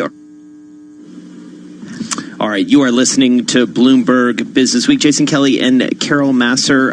Let's get into some analysis of what we heard, Carol, because we've got the team assembled. They've been waiting patiently to walk us through this. It was an interesting hearing. And listen, these are the guys who are on the front lines, Powell and Mnuchin. Well, I feel like over the last 16 weeks, these are the two individuals that have really been at the forefront when it comes to programs to take care of businesses, large and small, as well as individuals in the U.S. economy. So let's get into it. Joining us right now is, of course, our Michael McKee, Bloomberg News International Economics and Policy Correspondent. Mike McKee joining us from our studios in New York. Also, Jeffrey Cleveland, Chief Economist at Payden and Regal. He's on the phone from Los Angeles. And Mike, let me start with you. Anything that really jumps out? I know we've been hearing certainly from Jay Powell a lot over the last few weeks, but anything in particular that stood out for you? Nothing a lot market moving. I was a little surprised that there wasn't more criticism of some of the mistakes that were made during the funding of various programs. The Government Accountability Office last week with a rather scathing report about that. If anything, it might have been the idea that Jay Powell suggested they might be willing to lower the threshold for Main Street loans. There doesn't seem to be a lot of interest in that at the moment. He said 300 banks have signed up, but they're not getting a lot of companies interested in that. And there was some concern that it was going to be a little too late. Also, Steve Mnuchin said that they were willing to consider some sort of program for commercial mortgage-backed securities. So if they do those two things, it expands the lending programs, maybe they get more money out. Powell, of course, declining to get involved in saying what kind of stimulus they should do, but both men making the case they probably do need to do more stimulus. So Jeffrey Cleveland, come on in here, chief economist for Payton and Regal out in Los Angeles.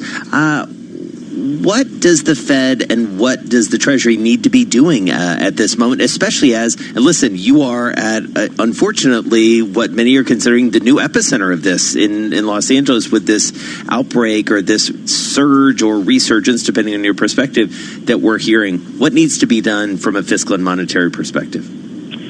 Yeah, Jason, I thought the best exchange was between David Scott of Georgia and the Secretary of Treasury and the Fed chair, and he really highlighted something that clients are asking me, every day. What's been done? Is it helping Main Street or is it helping Wall Street? And I think Powell answered that very well. He said what they're doing will help the Main Street. It will help the economy by keeping the markets open, by keeping access to capital available, by keeping financial conditions easy. That should help Main Street, help the economy as things reopen. So I thought that was an unemployed, yet we're recording the best quarter for the stock market since 1998. And so, meeting that is difficult. I think, if you watch that whole hearing, it's infrastructure, right? How do you get capital to where it is needed most in a timely fashion? There is no easy way to do that. As the Treasury Secretary said, they're using the banking system, so the Main Street lending facility is, the obvious candidate, but it's taken a while to get that ramped up. And as of the Fed's balance sheet, as of Wednesday, there was about $37 billion there, so it's not a huge uptake. So that's a difficult process. But keeping financial conditions easy is the short answer to your question. Yeah, and they certainly have been doing a great job at that. Mike McKee, it's an interesting week. It's a holiday week, but there's there's tons of economic news culminating in that Thursday jobs report. And of course, we'll get Fed minutes tomorrow. So I don't know what, if anything, is really of utmost importance in your view. It would have probably been the jobs report because we had a good jobs report last month, and then everybody got excited that maybe we were getting to the rebound a little bit quicker. And Jay Powell said today he thought we had gotten to the rebound a little bit quicker than they had anticipated. But now with this, all these emerging hotspots, you got to wonder, as governors move to shut various industries down, they're not doing a wholesale shutdown, but as bars close again, you wonder all the people who are on the June payrolls report, which we get on Thursday, how many of them will be on the July payrolls report? Yeah. So this is just going to move everybody's interest forward a month to see. And because this has come back so strong in different places, it kind of makes all the data seem outdated at this point. Everything we're going to get this week isn't really going to tell us necessarily where we are because most of it's old, and it doesn't really tell us where we're going because we don't know how long it's going to last. And so, Jeffrey Cleveland, what is the one either data point that we'll get this week or looking ahead that you're most interested in seeing and analyzing? We've been highlighting continuing claims out on Thursday, being the thing to watch every week. It's more timely than the jobs report. I hate to dismiss the jobs report. It's always been my favorite economic data point. I feel bad doing that. But, the continuing claims data, I think, is key, it more in a real-time sense. But, there's great uncertainty. I think, there's been some good work here. It's not just the shutdowns that are being put in place. You mentioned Los Angeles. We're being told we can't go to the beach on the 4th of July, but it's really the fear of the virus that did the economic damage. There's a good working paper out today from University of Chicago highlighting this. You had a big drop-off in consumer activity, but only about 7% of that is accounted for by those quote-unquote legal restrictions. Most of it is just people staying home because they're afraid. So the question is, as we see the virus count tick up yesterday, LA County recorded the highest daily increase so far. Does that cause people to shut down again, and then do we have a second round of economic effects? I think that's a really good question. Yeah, I agree with you. Mike Michael McKee, just to wrap up. So what is it? Is it a V shape? Is it a U shape? Is it an upside down Nike swoosh? Have we decided what the recovery looks like? We haven't really decided. The working assumption of most people was a sort of a square root sign, where you had a quick V and then just a flat. But now we don't know. We could be heading into a W situation. I think the takeaway from today is the same as it's always been. The virus is in charge. Yeah. Well, stay tuned, everyone, and we'll figure out what that symbol will ultimately be, right, when it comes to this recovery. Yeah, and who knows? It feels like we have a different answer every day. That's the world we're living in. All right, gentlemen, thank you so much. Jeffrey Cleveland, Chief Economist for Payton & Regal, joining us on the phone from Los Angeles, and our own Michael McKee, International Economics and Policy Correspondent for Bloomberg there in our Bloomberg Interactive Brokers studio. Carol? So, Jason, quick check on the markets for everyone. And we have the Dow Jones Industrial Average just up a hair, up 0.1%. That's up about 35 points as we speak. S&P just about 1% higher on the day. It is up 30 points at 3,083. The NASDAQ right now, certainly the outperformer once again. That average, Jason's up about 1.5%, up 142 points. So interesting trade, and we're going to probably see things start to wind down because it is a shortened holiday week. All right. Hard pivot here. No segue here.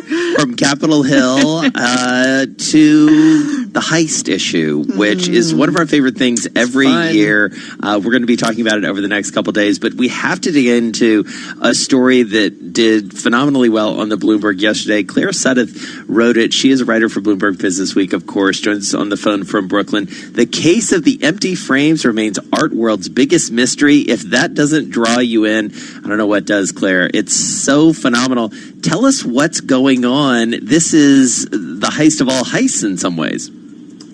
Yeah, it is. And it's also, it's 30 years old. In 1990, on St. Patrick's Day, two men dressed up as Boston police officers and stole what has been estimated to be about $500 million in artwork. And it has never been solved. So it's the largest art heist in history. Also makes it the most famous art heist in history. It's been the subject of books and podcasts. There's this whole Simpsons episode where Mr. Burns goes to prison because it turns out he stole the paintings. It's famous, and I don't want to say that I know the answer to it, because what makes it so famous is the fact that it's never been solved. And there's this whole cottage industry of FBI agents and private detectives and armchair sleuths who have been trying and failing so far to come up with an answer. And it's funny because they all have wildly different theories and they all disagree with each other.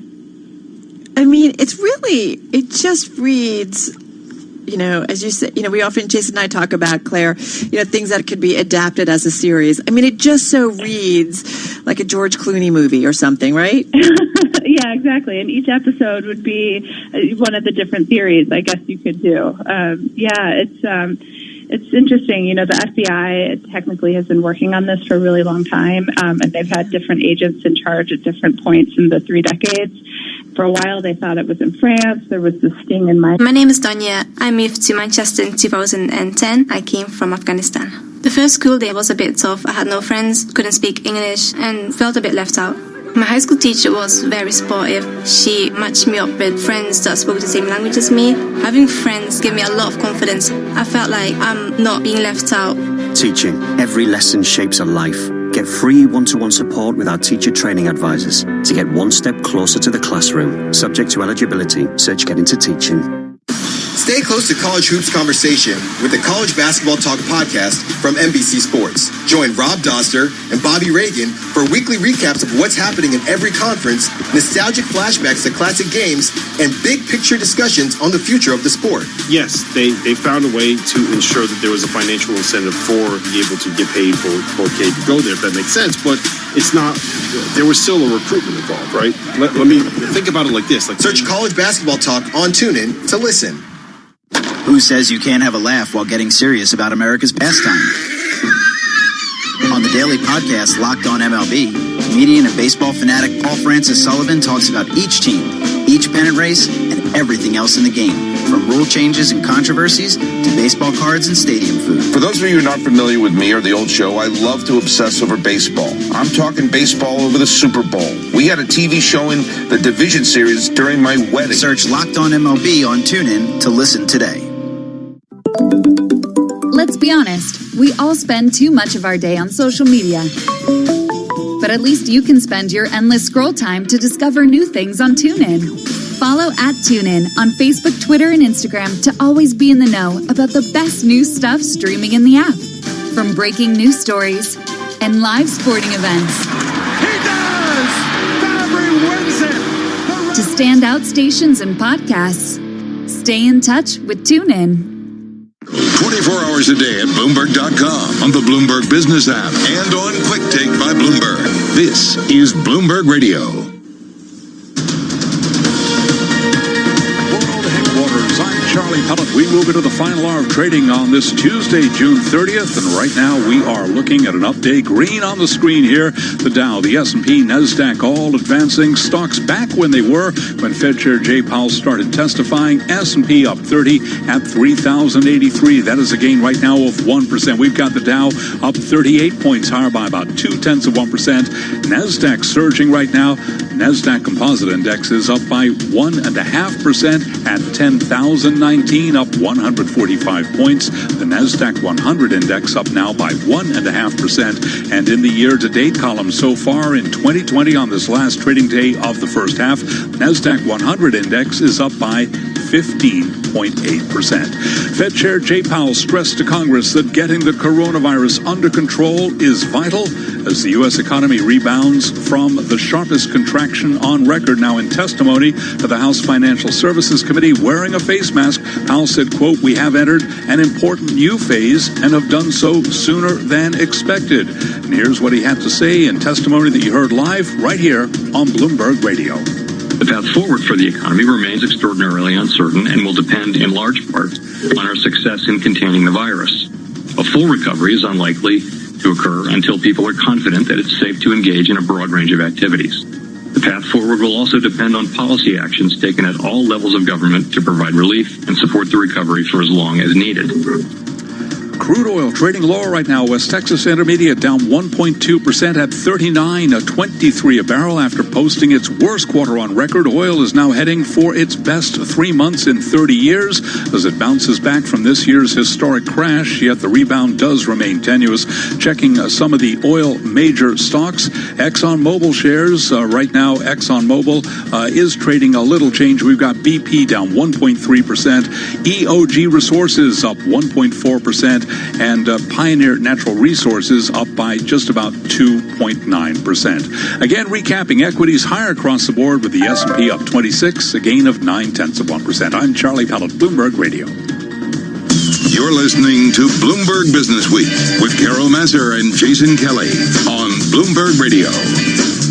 All right, you are listening to Bloomberg Business Week. Jason Kelly and Carol Masser just taking a look, especially since we came into this show in a bit of an unconventional way. Those of you tuning in, hoping to hear our cheery voices at the top of the 2 o'clock hour. It's the unconventional year, Jason Kelly. We're all going to just have to kind of go with the flow. Absolutely. So just bring you up to speed on some of the things that are going on. Looking at the most read stories, Anthony Fauci at the top of the leaderboard here in terms of what he is saying around as many as 100,000 new cases per day if there's no change in terms of how we as people and governments and everyone else are fighting the virus. Right, on a day when global deaths exceed 500,000 and cases top 10 million. So crucial, as we know, to containing or slowing the spread of the virus. Jason, it's about protecting the most vulnerable, which we know means, of course, our older population. So let's get into it because we know our next guest has some thoughts on it. Dr. Nir Barzilai, he is the director of the Institute for Aging Research at the Albert Einstein College of Medicine. He's also director of the Paul F. Glenn Center for the Biology of Human Aging Research and of the National Institutes of Health's Centers of Excellence in the Basic Biology of Aging. So when it comes to aging, this is the guy. He's joining us on the phone in Westchester, New York. Dr. Barzilai, nice to have you here on Bloomberg Radio. Talk to us about the importance of understanding the most vulnerable populations, including those who are elderly, in terms of really getting a handle on this virus. All right. So nice being with you. And I want to start with a misconception, and that is that there's nothing you can do about aging. I think we're confusing by the fact that we all end up dying, but that's not the same as we cannot do anything about aging. In fact, aging has a biology. You can see it. You can see who's old and who's young. But the more important thing is this biology can be targeted. And and when I'm saying we, geroscience is kind of a new, the study of old is new, but we've made huge progress. We went from hope to promise, and we know that aging can be targeted by different ways. And I think the COVID-19 just underlines how vulnerable are the elderly, but also maybe gave hope that we can actually intervene and defend the elderly host.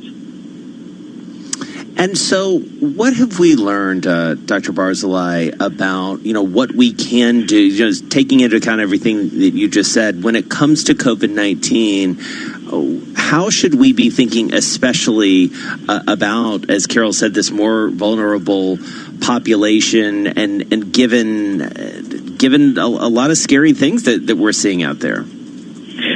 So, I would mention as briefly as I can two things that are interaction with the environment, that is exercise and nutrition, right? Those are things that we know that is going to affect aging. It's kind of tough, but it's not really tough for people who haven't walked before to start walking, or to people to exercise regularly and do it safely.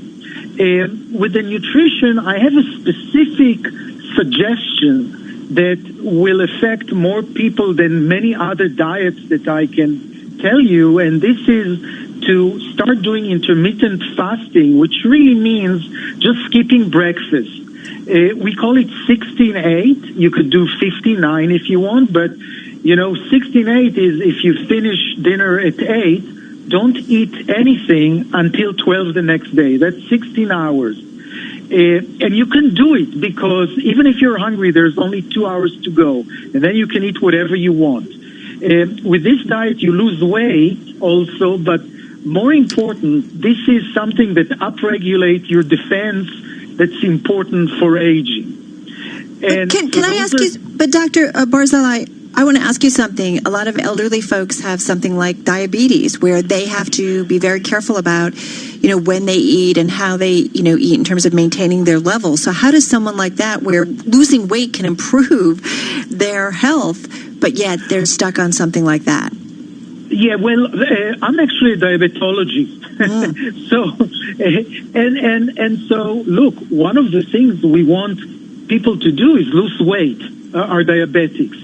And unfortunately, only 3% of them will do this, okay? So the advice and the method is good.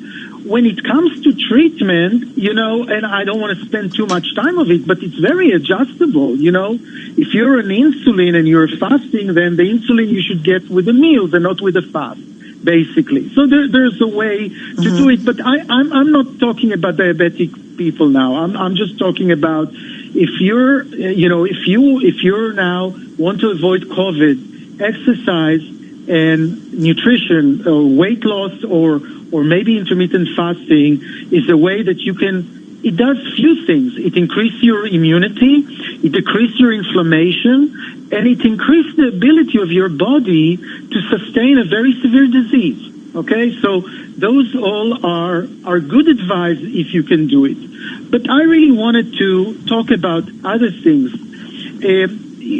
For us, aging has 8 hallmarks that we agree upon. And the hallmarks are really knobs that we can target with drugs that could have a major effect on aging. And I want to talk about one of those drugs, because this drug is readily available and very cheap. Unfortunately, you have to tell us about it in 30 seconds because we're going to run out of time, Dr. Barzilai. So just briefly. It's called metformin. It's a drug that's given to diabetic patients. And from studies with COVID-19, we know that people on metformin have 4 times less mortality and they're hospitalized less. So what I'm saying, there are other options where we have to defend the host besides fighting the virus. All right. Well, we will explore that. Yeah, you'll have to come back and spend more time with this because I feel like you are working in a number of areas that are certainly very interesting to us and very critical to everything that's going on in the world. Dr. Nir Barzilai is the founder of the Institute for Aging Research at the Albert Einstein College of Medicine, among many other things. Glad to have him with us. I love the medicine and science when it comes to aging overall. It's really kind of a fascinating area. All right, let's get back to World and National News headlines. For that, let's turn things over to Mark Mills. Hi, Mark. Hi, Carol. Thanks. Trump administration officials responded to House Democratic leaders' criticism of the handling of the intelligence report that Russian agents offered the Taliban rewards for killing Americans in Afghanistan. Bloomberg's Irv Chapman reports from Washington. The White House invited a group of Democrats involved in intelligence oversight to come in for a briefing on the subject, but Majority Leader Steny Hoyer said it was inadequate because the briefers were not from the intelligence agencies. This briefing was the White House personnel telling us their perspective. The President called this a hoax. Nothing in the briefing that we have just received led me to believe it is a hoax. Democrats were concerned that intelligence agents may be reluctant to brief the president about what he doesn't want to hear, namely concerning Putin's Russia. In Washington, Irv Chapman, Bloomberg Radio. The European Union is relaxing travel restrictions for 14 countries, but not the United States, where a resurgence of the coronavirus has some state governments in full retreat. New York, New Jersey, and Connecticut have doubled their quarantine list to 16 states, from which visitors are unwelcome unless they self-isolate for 14 days to prevent spread of the coronavirus. Appearing before a Senate committee hearing, infectious disease expert Dr. Anthony Fauci said new cases of COVID-19 could rise to 100,000 a day if behaviors don't change. We are now having 40,000+ new cases a day. I would not be surprised if we go up to 100,000 a day if this does not turn around, and so I am very concerned. Global news 24 hours a day, on air and on Quick Take by Bloomberg, powered by more than 2,700 journalists and analysts in more than 120 countries. I'm Mark Mills. Business and finance have always held surprises, but this is brand new. The move risks fueling more demonstrations and stokes concern that essential freedoms will be curbed. Karen Moscow and Nathan Hager. Chinese lawmakers approved national security legislation. Expert navigation through uncharted territory. Tell us the range of outcomes that we could see on that front. Bloomberg Daybreak, weekday mornings at 5 Eastern. On Bloomberg Radio, the Bloomberg Business app, and BloombergRadio.com. Bloomberg, the world is listening. You took the first step and quit smoking, but even former smokers may still be at risk for lung cancer. That's why SaveByTheScan.org wants you to know about a new low-dose CT scan that can detect lung cancer early. It takes only 60 seconds and could save your life. You took the first step, now take the next. Visit SaveByTheScan.org for a simple quiz to see if you're eligible and talk to your doctor about screening. SaveByTheScan.org is brought to you by the American Lung Association's Lung Force Initiative and the Ad Council. If knowledge is power, the Bloomberg Terminal is your power up, connecting you to real-time financial data, market-moving news, powerful analytics, and an influential network of financial decision-makers around the world. Share ideas, negotiate trades, and gain the insight you need to make more informed decisions. See how the Terminal can take your workflow to the next level at Bloomberg.com/professional. Hi, I'm your host, Smokey Colbert, filling in for Smokey because after 75 years of... Only you can prevent wildfires. Turns out there's much more to say. Nearly 90% of wildfires are caused by us humans being careless, dumping our used barbecue coals willy-nilly. Guess the song was wrong. We did start the fire. That's why I respect Mother Nature and her trees, whether coniferous or new car scented. Brought to you by the U.S. Forest Service, your state forester, and the Ad Council. How long? How much? How do we control coronavirus now? This is Scott. He's a nurse. NHS Test and Trace helps stop the spread of the virus in our communities. If you've got symptoms, even mild ones, get a test immediately. Don't leave home for any other reason. If you test positive, we can trace the people you've been in contact with and contain the virus. So get tested and protect each other. To get a test, go to nhs.uk/coronavirus or call 119. Stay alert. Control the virus.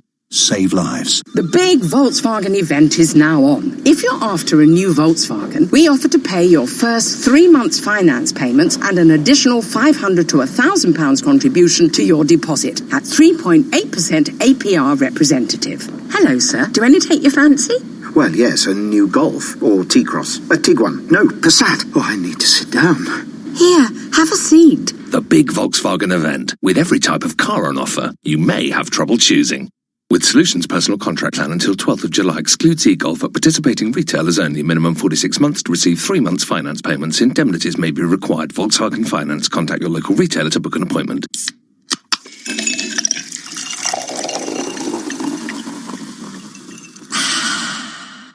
Give yourself a Diet Coke break. Tuesdays at KFC gonna get you like, wow, pow, chow, kapow, get down right now. If you know how, then take a bow, because this deal's gonna raise a brow. Get 9 pieces of original recipe chicken for an eye-popping $5.99. What the... Every Tuesday at KFC. Participating restaurants ends 18th of August 2020. Tuesdays only, subject to availability, not available online. Whether you're dreaming of a house the size of a football stadium or a football stadium in the back garden of your house, what you need is dream come true money. Luckily, Friday's Euro Million Super Jackpot is a massive £110 million. Now that's dream come true money. Euro Millions from the National Lottery. Play online or on the app. Estimated jackpot rules and procedures apply. Players must be 16 or over.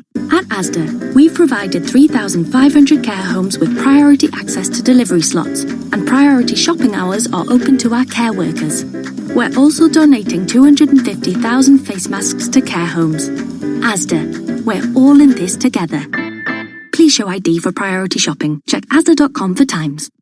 Are you ready for the realest first-hand take of what's happening in the NBA? On their podcast, All the Smoke, former NBA players Matt Barnes and Steven Jackson bring their fiery intensity to the mic, dishing on the latest news and drama from on and off the court without boundaries. Half man, half amazing. My friend, our brother, Vince Carter, man. Welcome to the show. Yo, what's up, man? What's up, my brother? Man, Search All the Smoke on TuneIn to listen. With millions of podcasts dropping new episodes all the time, how do you keep up with all your favorites? TuneIn makes it easy. Simply head to the home screen and find your new episode section to see the latest additions. It's TuneIn Sports on this day. On this day in 1975, Muhammad Ali retained his world heavyweight boxing crown by beating Englishman Joe Bugner by unanimous points decision in a rematch in Malaysia. The decision made by the judges and the referee, unanimous decision for Muhammad Ali. To listen to conversations breaking down the moments just like this, search sports to be part of the discussion on TuneIn. At Bloomberg.com, the Bloomberg Business app, and on Quick Take by Bloomberg. This is a Bloomberg Business.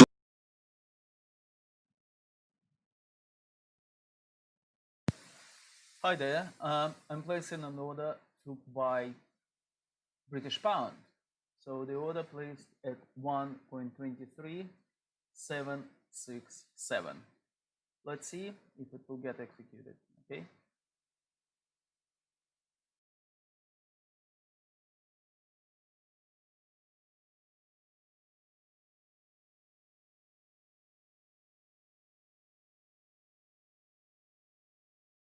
Points. S&P's gained 29. NASDAQ climbs by 133. The U.S. 10-year yield at 0.65%. Gold trading higher by 8. WTI crude futures are down 1%, and transports gained 90 points. Leaders to the upside in the Dow, Intel and Microsoft, while Boeing fell 6% and led to the downside. In other news, Airbus is cutting about 15,000 jobs. PayPal to end internal transfers in Russia in August, and the FCC designated Huawei and ZTE as national security threats. After earnings, Micron rose 4%, and wrapping things up, FedEx reports after the bell. Live from the First Breaking News Desk, I'm Bill Maloney. Charlie? Okay, I thank you very much, Bill. We'll deliver those earnings as we get them, and to hear live breaking news over your Bloomberg type squawk, SQUAWK on your terminal. I'm Charlie Pellet. That is a Bloomberg Business Flash. All right, Charlie, thank you so much. You're listening to Bloomberg Business Week. Now, in this week's edition of Business Week Small Business Survival Guide, we continue to look at how small businesses are reopening in a week where, as Jason and I just talked about, some states are being very cautious or rolling back plans. Joining us once again is Bloomberg News editor Dimitra Kesanidi. She's on the phone in New York City. Joining us also is Abigail Chapin. She's owner of Abigail Rose and Lily too. It's a women and children's clothing store that's located in Piermont, New York. She joins us on the phone from Piermont. Nice to have you both with us. Dimitra, we want to get into Abigail's story, but you guys continue to take a look at what's going on in small businesses. What's the overlying trend here? Do you feel like they're finding it easier, or is it continuing to be pretty difficult? I think there are still challenges. It's not something where there was a solution, a way forward, and you can just stick with that and not have to adjust. I think it's a constant. My sense from many business owners, not just Abigail, who we'll be talking to in a minute, is that there's a constant reassessment. We're not seeing, the problems that are happening in some other states right now, and yet that does, it would be smart for everybody to kind of look at those things, pay attention to them, give them pause, and think about what the plans are going to be if at any given moment you again have to reassess and move in another direction because of how things are going.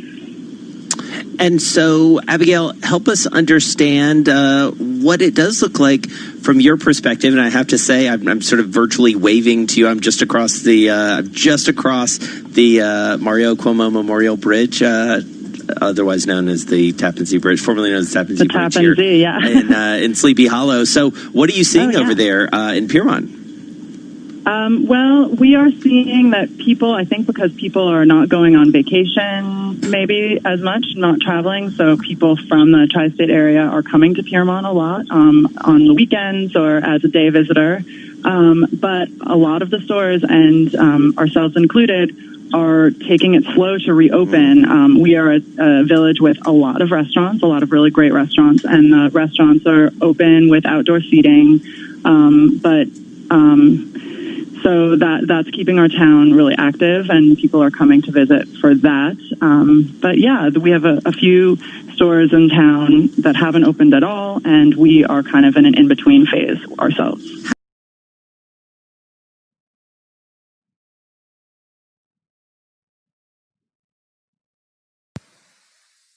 All right, position open at British pounds at 123.767.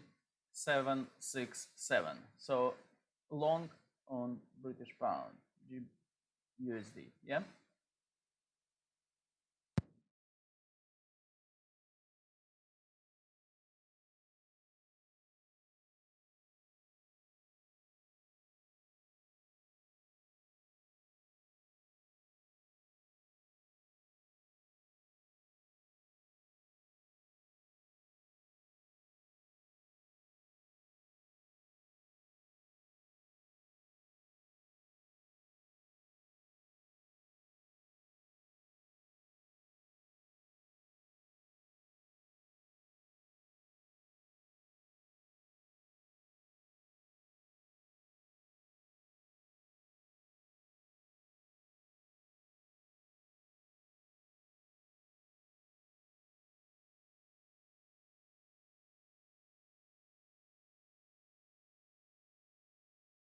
Was saying there's, the virus is still kind of on the loose. Yeah, I mean, that's such an interesting point, too, because, you have to think about yourselves and your employees as well, because, everybody is, either going home to or, even with social distancing and all that, interacting with people who could be vulnerable. And I would imagine that weighs heavily on you. It definitely does. And even though, so in the lower Hudson Valley region, we're in, now I'm going to be confused by which phase we're in. I guess we're in the phase where we can be really fully open with a lot of restrictions on how many people can come in. But we are, we're taking it slower, and we're trying to keep one customer in at a time, or if two customers come in, then one of us leaves. Our space is physically very small, and there's not a lot of ventilation. We just have a door. We don't have any window, we have the shop windows, but no airflow windows, and it just doesn't feel like the kind of space that you want. Yeah, I mean, enough room for social distancing. Yeah, it's tricky. Dimitra, just got about 30 seconds left here. I mean, as you guys continue to cover this, what are you looking to do? Well, I mean, I think we're looking at more stories of just how people are approaching this because, as we've heard with other interviews, no guidance really, right? Nobody gives you a roadmap to reopening, and everybody's different. And I think it's interesting and helpful and useful to hear about the ways that stores are making these decisions. You'll read more about Abigail and Lily's decisions about their store later in the week when we do a fuller story. But we're looking to track that and just see how it's going and to stay on top of it over the long run. When bigger decisions are going to be confronted that might be much more fundamentally challenging decisions about the longevity of the business, because I do think now this reality is setting upon us that it's going to be very hard to make our way through this to a point where we're really back and living the way we were living 4 months ago, 5 months ago. Yeah, so for sure. That's what we're hoping to do. Yeah. All right. Well, thank you both so much. Dimitri Katsanides, editor for Bloomberg, joining us on the phone. And Abigail Chapin, should point out her father, Tom Chapin, folk musician, well known. Yeah, folk musician. So, very cool. She's a musician herself. And Piermont, gorgeous town right on the Hudson River. So stop by Abigail, Rose, and Lily, too. It's really pretty. This is Bloomberg. This is a Bloomberg Money Minute. Stocks remain higher in the final hour. Boeing has kept the Dow under pressure all day following cancellation of a big order. The Dow Jones Industrial Average now up 9. The S&P is up 26. The Nasdaq gaining 130. Fed Chair Jerome Powell is telling Congress that controlling COVID-19 is vital to the economic recovery.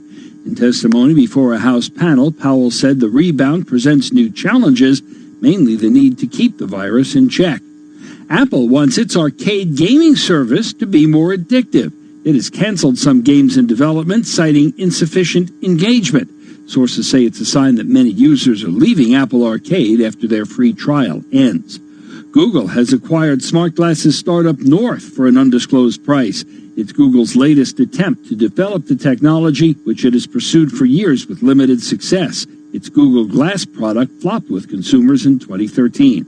Larry Kofsky, Bloomberg Radio. Melissa from Michigan. I work an extra part-time job serving lunch at my child's school, but I still can't afford to put food on our table. Daniel from California. Choosing whether to pay the rent or pay to fix the car to get to work doesn't leave us with much at all. Now we can't even pay for meals. Hunger is a story we can end. End it at feedingamerica.org. Brought to you by Feeding America and the Ad Council. With COVID-19, so much is unknown. Is this the worst you've seen? But we are committed to getting you every piece of information we can as soon as we can. Tell us about this.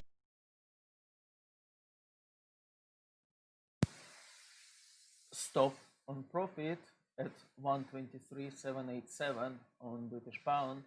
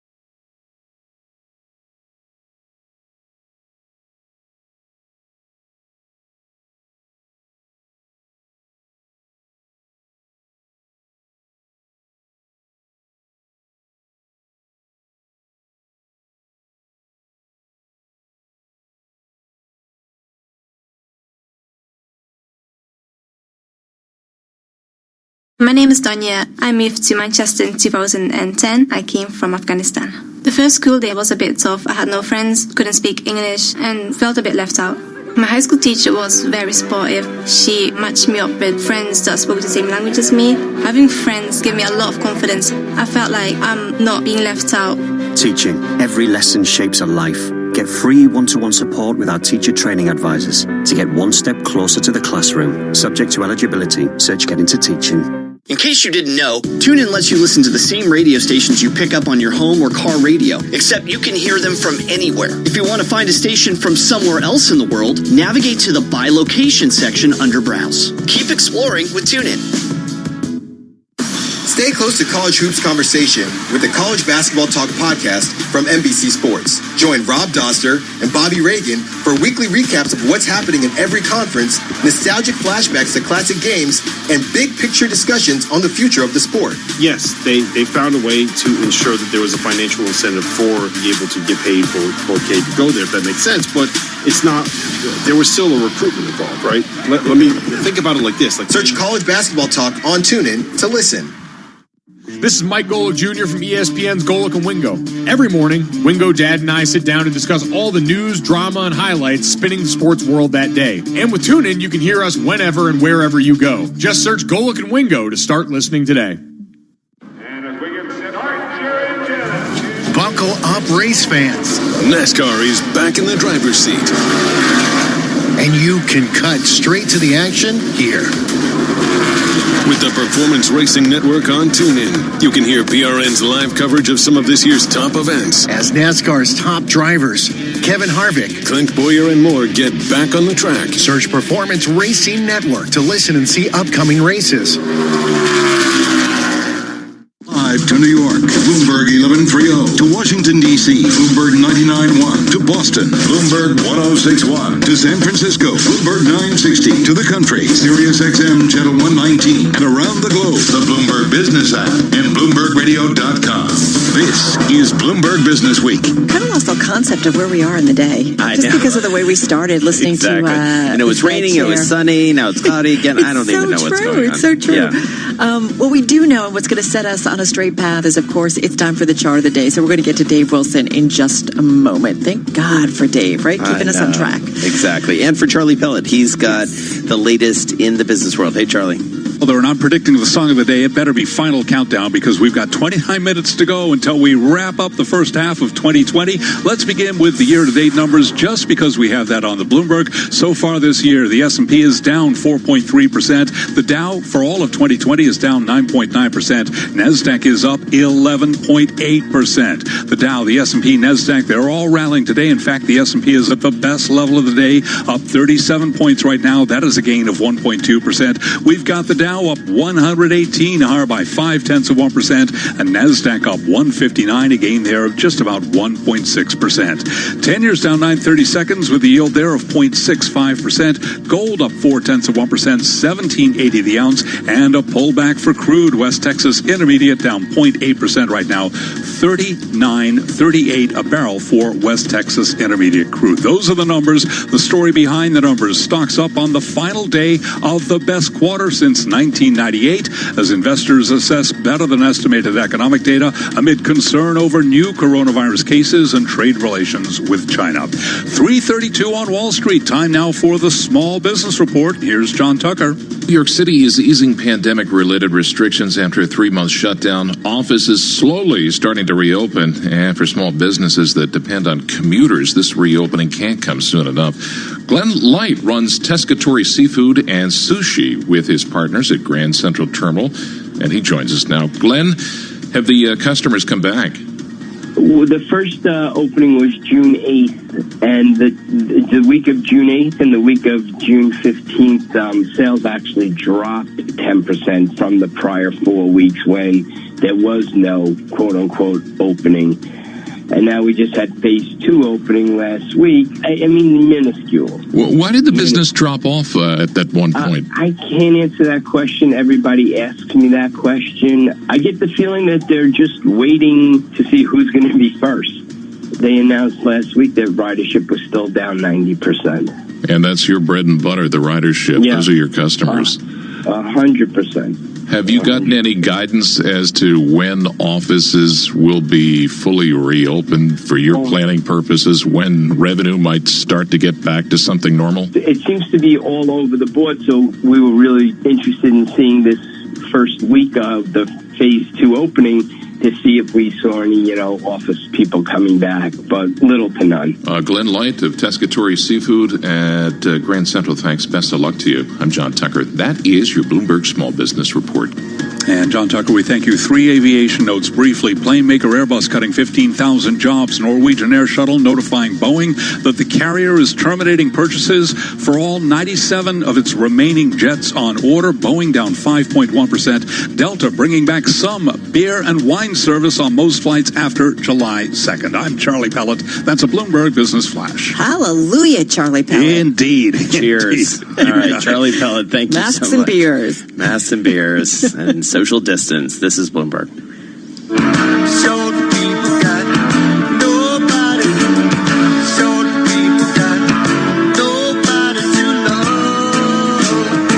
Little Randy Newman for everybody. Yeah. What are you laughing at? I'm sort of imagining in 2020 somebody putting out this song and immediately getting canceled. Like, there's no way Short People Have No Reason to Live gets produced in 2020. It's not going to happen. That's so funny that you said that, because I was watching something else and I'm like, oh my God, this would never come out today. Nope, not a chance. Along Dave those Wilson, taking it.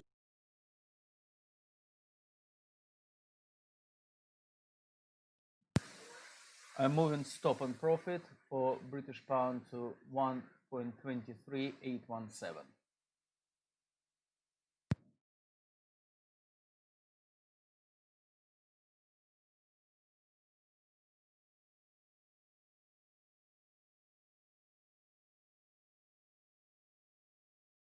All kinds of companies, retailers, automakers, home builders, you name it.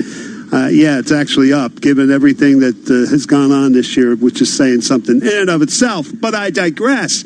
What I'm looking at here specifically is the Technology Select Sector Spider Exchange Traded Fund, which more or less tracks the companies in the S&P 500 Information Technology Index. And Julian Emanuel, who's the head of equity and derivative strategy at BTIG, had this chart that looked at short sales of the ETF and the way that they have come down the last couple of years. In fact, the latest reading, we were just about 7.1 million shares worth of short interest, as it's described, stock that's been borrowed and sold. It's that way you can profit if the price goes down.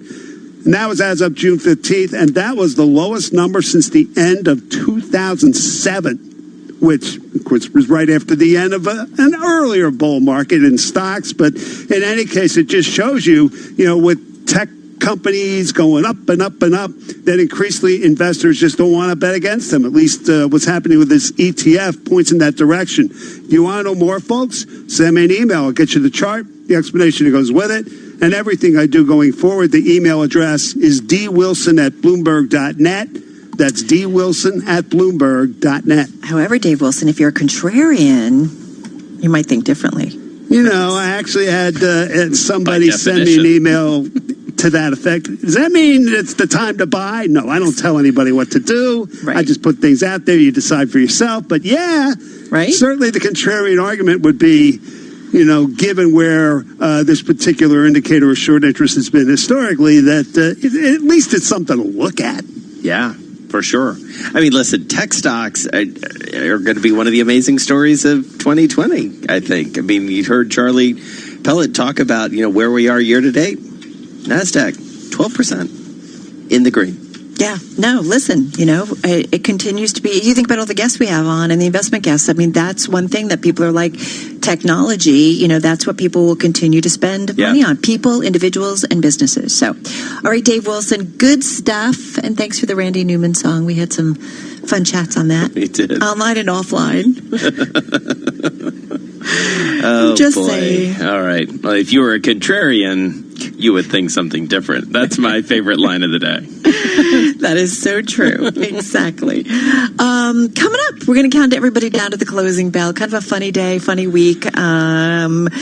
Let's not forget we get jobs later on, and of course it's a shortened holiday week, but we're going to count you down at the closing bell and take a look at some of the stocks in the move. And then one of our favorite market guests is going to be with us. She always gets, down into it and talks specific names. So looking forward to talking with Hillary Kramer. In the meantime, back to World and National News headlines and back on over to Mark Mills. Hi, Mark. Hey, Carol, thank you. The U.S. is going in the wrong direction in its effort to contain the novel coronavirus, and daily case counts could more than double if behaviors don't change, according to infectious disease expert Anthony Fauci.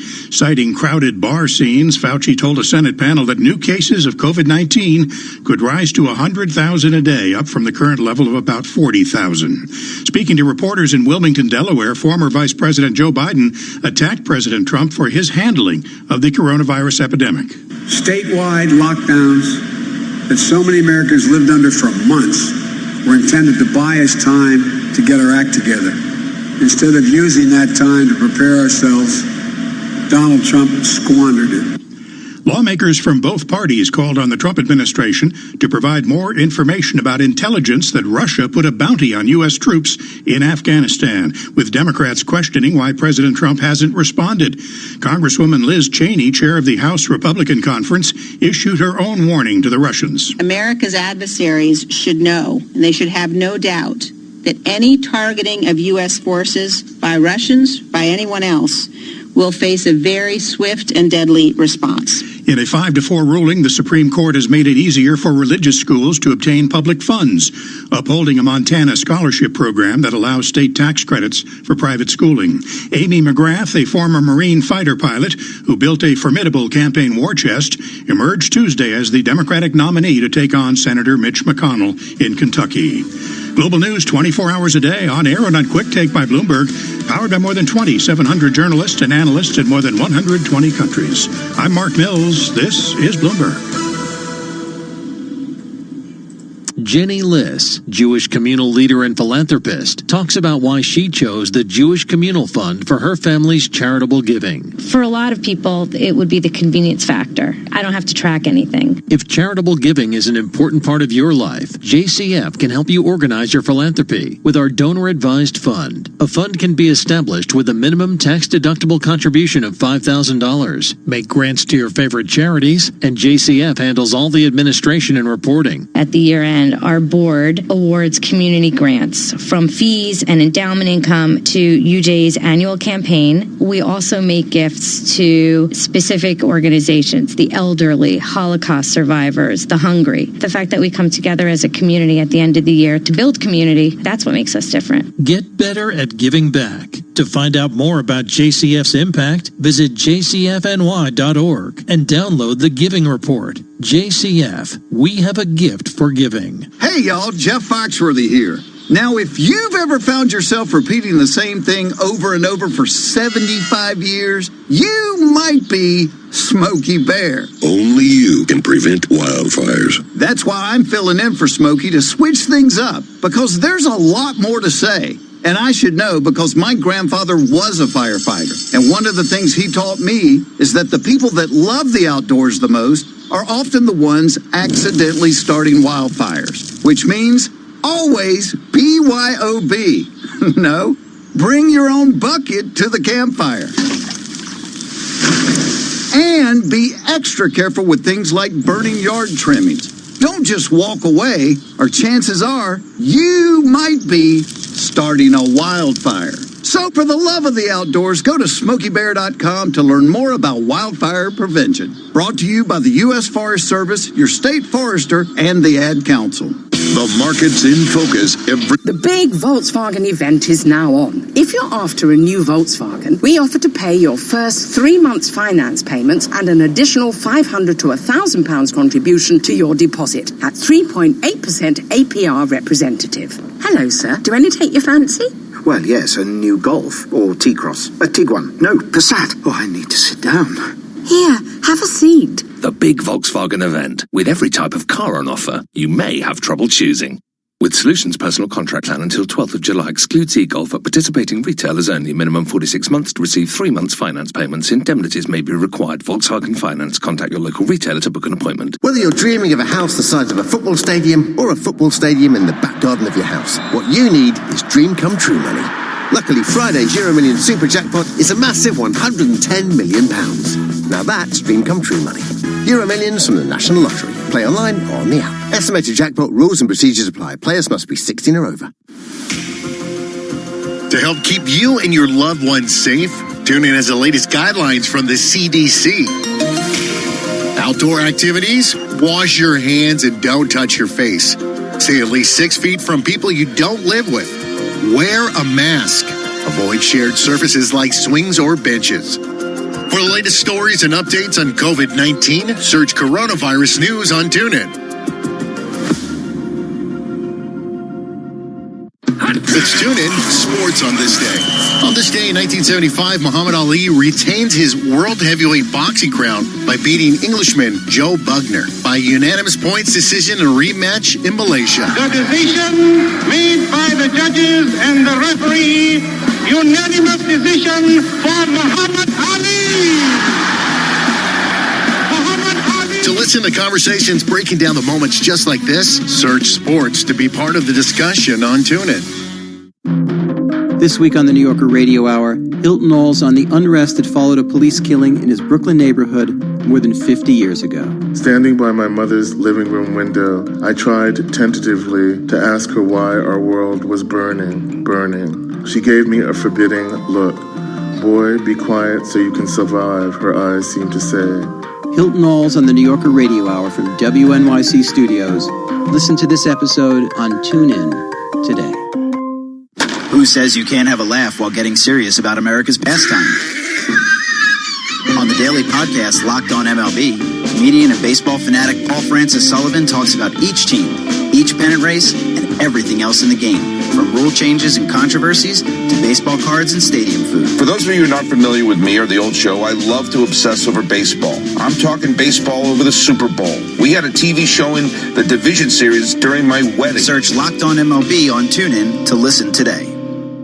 Hi, this is Mike Tirico, introducing you to Sports Uncovered, the newest podcast series from the storytellers at NBC Sports that will shine a fresh light on the most unforgettable moments in sport. The reason why I'm smiling, I might get in trouble for this. Search Sports Uncovered to start listening today. We're all guilty of spending too much time on social media. Why not add something genuinely useful to your feed with TuneIn? Follow at TuneIn on Facebook, Twitter, and Instagram to learn about some of the best stuff happening around the app. You might just discover your next audio obsession. In case you didn't know, TuneIn lets you listen to the same radio stations you pick up on your home or car radio, except you can hear them from anywhere. If you want to find a station from somewhere else in the world, navigate to the By Location section under Browse. Keep exploring with TuneIn.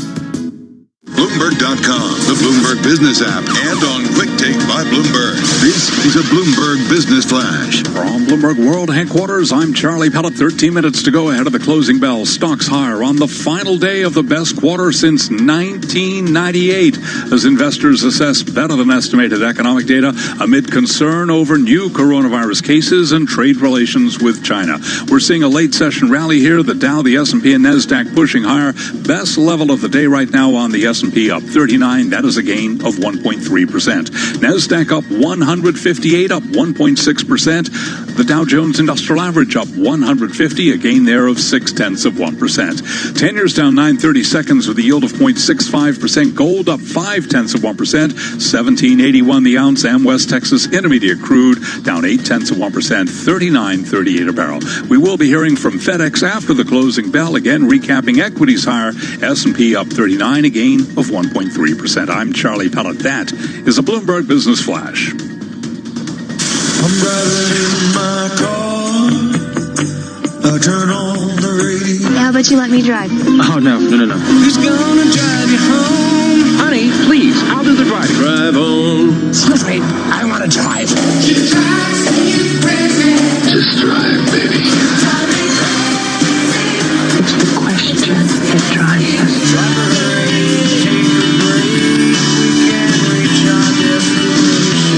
This is the Drive to the Close. That funky music will drive us till the dawn. On Bloomberg Radio. It is time for the Drive to the Close. One of our favorites, friend of the show, I love back when she with comes us. on. I know. I love when she comes and hangs out with us in the studio, but we are in a distant world right now. But happy to have with us Hillary Kramer, President CIO at A&G Capital. Hillary, how the heck are you? I am doing very, very well. Thank you, Jason. Good. So what's your world like at this moment in terms of, just like talking to clients, looking at the market? Like, it's obviously an upside down, topsy-turvy world, but, you've seen crises, you've seen cycles. Generally, what do you make of this one? The market has hope for tomorrow, and until something breaks it, until there's a break in it, the market's going to it'll just keep going higher. And investors are still being forced to go into the stock market, and the Federal Reserve is making it phenomenally easy. It's easy money. And I was just looking, a BBB bond, okay, basically, almost junk, is 2.7%. Well, people are willing to buy it because the 10-year is giving them 0.6%. So corporations are able to, continue to issue the debt out there, and it keeps getting bought. But in terms of, Jason, your specific question, because I know it has to do with, where are we finding? What niche are we finding opportunities? We're finding plenty of opportunities, especially in these small caps. Like we just put a buy on Sally Beauty, SBH. Small cap, did $2.26 last year, it was $1 this year, and it's just a great undervalued company, but everybody thinks that COVID-19 is going to hit it a lot worse. The other one that I believe I have spoken about before is Valvoline, VVV. Yeah, Valvoline, $19 stock. There's 2.34% of dividend yield. We love it. We think it could go to 24 to 25. I mean, it's right now $19.50. So it's not like some double out there, but I'll take 2.3%. And people aren't buying new cars. Okay, so they're not buying new cars. Wait. I have to get in. Wait, I don't agree with you. I'm out on the roads, Hillary, and I feel like everyone is out there. I see all these new cars with, you can tell they have the license plates, the temporary plates, and I just feel like a lot of people, because maybe they're not going to get on a plane, maybe they're more inclined to get in the car and go for a ride, and they feel safe in their cars. Well, they're in their cars, and they're going to need an oil change, that's for sure, because they're going long distances. They're going to need new wipers, and that's exactly what Valvoline does. You can do it yourself, or you can go into, one of their quick lube shops. But in terms of actual cars, look, Mercedes is doing 0% financing. The car companies are really struggling out there. Take a look at a Range Rover lot, and they're like practically doubled up, one on top of the other. Now, there could be other cars. I also have a Subaru. Subaru is great, but, but I can tell you, Subaru is backed up in the service center, and that's because people, from what I'm seeing, aren't buying new cars. Now, every year, we have an average of how many new cars are being bought, 12 million, 18 million, and we have yet to see actually what happens. But in the next 6 months to come, I believe we're going to see lots of traveling, that's for sure, Carolyn. Yeah. But at the same time, we're going to see people changing oil themselves, and there's that pent-up demand for it because they've been home for 3 months. So we've been talking a lot about tech, Hillary, and big tech especially, has had a nice run, but I have to think that feels a little bit overbought at this point, knowing you a little bit. Like, that feels like some place that you might not be going as the FANGs. Right. Well, it's actually interesting, Jason, what a great point, because with my team, we were just talking about Facebook. I said, I want everyone to say, why is Facebook not down more, having lost all of these advertisers? And of course, it's what percentage is, Dove Soap and or Unilever, and what percentage is Verizon. But, the market's betting that over the long term, these advertisers are going to come back. They just are. And big tech, the market's ignoring valuation. They really are ignoring them. That being said, it'll be interesting to see if Apple can get up there and hit new highs. Its high was $372 this year. It's at $365. Let's see what happens with Apple. That's the one I kind of am keeping my eye on. To me, that's just such an important indicator. Because why? Really where the consumer is at. Because, right? I mean, consumers can either keep the one they have, or they can buy a new one if they feel like they have money in their pocket, if they feel confident. So that's where Apple is just a great proxy for understanding where the market stands. But in terms of tech, look, I'm very excited because Etsy hit 52-week new high today. eBay hit a 52-week high. Shopify. And you know what the best one of all? I know you'll love this. Match Group. Match Group. No, that's actually come to our attention recently. Right. It's up 57% this year. It's a $105 stock. And they have OkCupid. They have lots of swiping that you can do. But the bottom line is, I think people really fundamentally got lonely and realized how important family and relationships are when they were quarantined at home. And I just think Match probably has potential to continue going up from here, especially people aren't going to be going into bars. So even the people who are, I guess, maybe swiping more than looking for their long-term love were also on Match. So I would say that's one to really watch. So Jason, tech. Look for those techs that are very related there, and I'm not going to get into Chewy because now I think Chewy, the online, Well, you can do that one for me because Hillary, I love dogs. You can do that. You got about 20 seconds. Okay. Chewy.com, CHWY. Everyone knows I started with Chewy at $23, saying buy it, buy it, buy it. And I think Chewy has upside potential from here. Amazon would be foolish not to step in and buy Chewy.com or maybe even some big retailer. So Chewy is more popular than ever before. And Carol, what do you have? You have Afghans? What kind of dogs? I have an Irish Terrier Scout. Oh, okay. I guess if you follow, maybe most summer, I don't know if it's going to be the case this summer, but most of August, Carol's Twitter feed is just filled with pictures of Scout on a boat. So my family doesn't let me take pictures of them, so I've decided I'm going to make the dog a star. Scout can't argue. All right, Hillary Kramer, always good to catch up with you. Really nice to hear your voice. Be well. Look forward to seeing you on the other side of all this. The close is coming up. We're going to take you there. This is Bloomberg Business Week. Bloomberg Daybreak 8. My name is Donya. I moved to Manchester in 2010. I came from Afghanistan. The first school day was a bit tough. I had no friends, couldn't speak English, and felt a bit left out. My high school teacher was very supportive. She matched me up with friends that spoke the same language as me. Having friends gave me a lot of confidence. I felt like I'm not being left out. Teaching. Every lesson shapes a life. Get free one-to-one support with our teacher training advisors to get one step closer to the classroom. Subject to eligibility, search Get Into Teaching. The big Volkswagen event is now on. If you're after a new Volkswagen, we offer to pay your first 3 months finance payments and an additional £500 to £1,000 contribution to your deposit at 3.8% APR representative. Hello, sir. Do any take your fancy? Well, yes, a new Golf or T-Cross. A Tiguan. No, Passat. Oh, I need to sit down.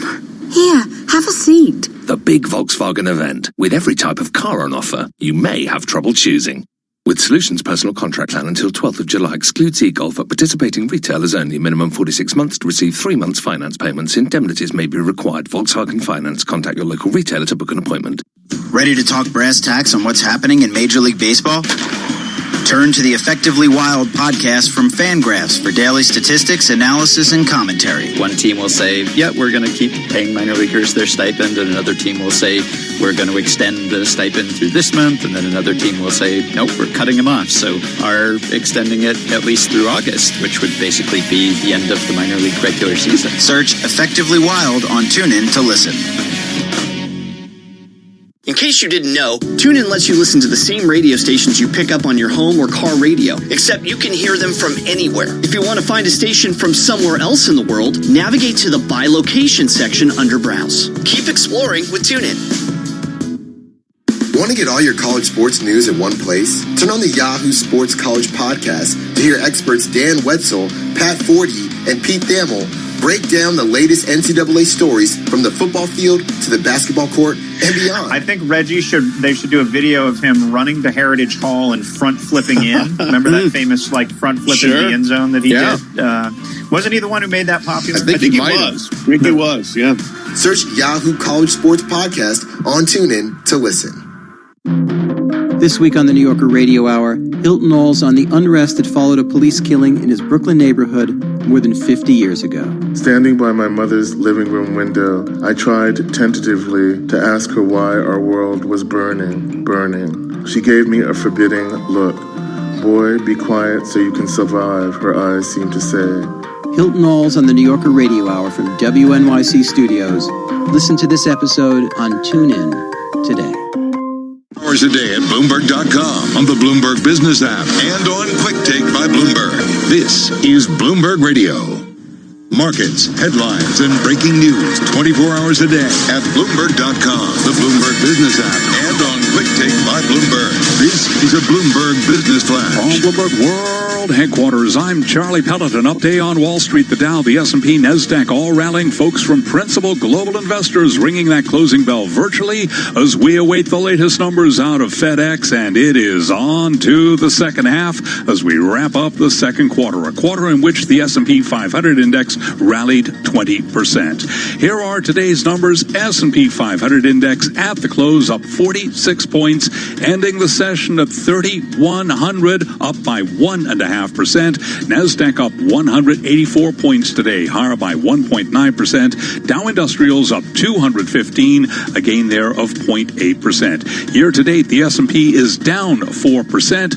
The Dow is down 9.5%. NASDAQ year to date, as we wrap up the second quarter, higher by 12.1%. As for the market backdrop, Hillary Kramer is President and Chief Investment Officer at A&G Capital. She was our guest moments ago, right here on Bloomberg Business Week. The market has hope for tomorrow, and until something breaks it, until there's a break in it, the market's going to it'll just keep going higher. And investors are still being forced to go into the stock market, and the Federal Reserve is making it phenomenally easy. Easy money. Could be a song or a movie. After bottoming in March, the S&P 500 surged as much as 44% before the rally cooled down in the second half of June. The gauge rose today as a report showed consumer confidence posted its biggest increase since 2011. So an update across the board. 10-year down 10/30 seconds with a yield of 0.65%. Gold up 0.5%, 17.81 the ounce. West Texas Intermediate crude down by 0.9%. Tesla ends the Tuesday session back above $1,000 after CEO Elon Musk suggested the electric car maker may be able to avoid a second quarter loss. Tesla ending the session today at $1,079. I'm Charlie Pellet, and that is a Bloomberg Business Flash. Wild thing, think you move me. I got a few moves I know you'll like. Shake it, blue thing, shake it, blue thing, yeah. Oh, come on, shake him. Let's do it. Just move on toward your destination. I can make things move without touching them. Shake it all over. Bloomberg Business Week. Movers and Shakers with Carol Masser and Jason Kelly on Bloomberg Radio. Jumping the gun there. It was really just a wacky little day. Charlie, of course, breaking down those closing numbers. We are waiting, as he mentioned, those earnings from FedEx. So as soon as they cross, we'll get them to you and also break them down a little bit later on with our Bloomberg Intelligence team. But S&P 500, they're definitely, by the end of the day, we were at our highs. And Jason, that meant most names in the index, so really broad-based buying. 439 names in the S&P 500 gaining ground today, 64 lower, 2 unchanged. And as I mentioned, all of the major industry groups in the S&P 500 were higher today. So again, interesting trade. I know. I can see you. You're like furrowing your brow. I'm furrowing my brow. It was a funky little trade. I mean, because, I am placing new order to sell short euro at 1.2369.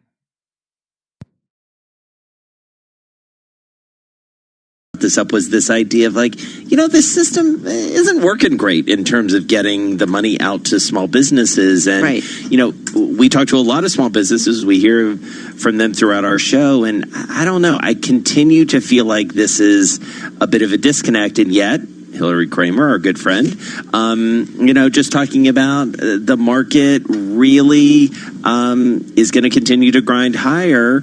until there's really something that gets in its way, and nothing has gotten in its way so far. Although I would say, well, what's it going to be then? If not this, if not a resurgence in virus cases, if not real worries about, you have New York, New Jersey, and Connecticut quarantining people who are coming into these states. But I do wonder if to some extent, investors are saying, yeah, okay, they saw a problem and they dealt with it right away, right? Nobody's hesitating. Maybe. And I do wonder if there is, remember we talked so much with various CEOs and all the leaders that we've been talking to on air about this whole idea that there was no playbook going into this. Yeah. And so I do feel like a playbook is being developed, and we're learning that, okay, as soon as we see a problem, we now know what we kind of need to do. And I do wonder if there's some of that going on. I don't know. We'll watch some of the economic numbers. We'll watch those earnings numbers, right? Micron came out and they had some visibility, and that stock shot up. And that's an important indicator for the broader economy. We're going to get FedEx, and that too, I love to watch the transportation. Actually, I think FedEx is actually crossing the Bloombergs. Let me just bring it up.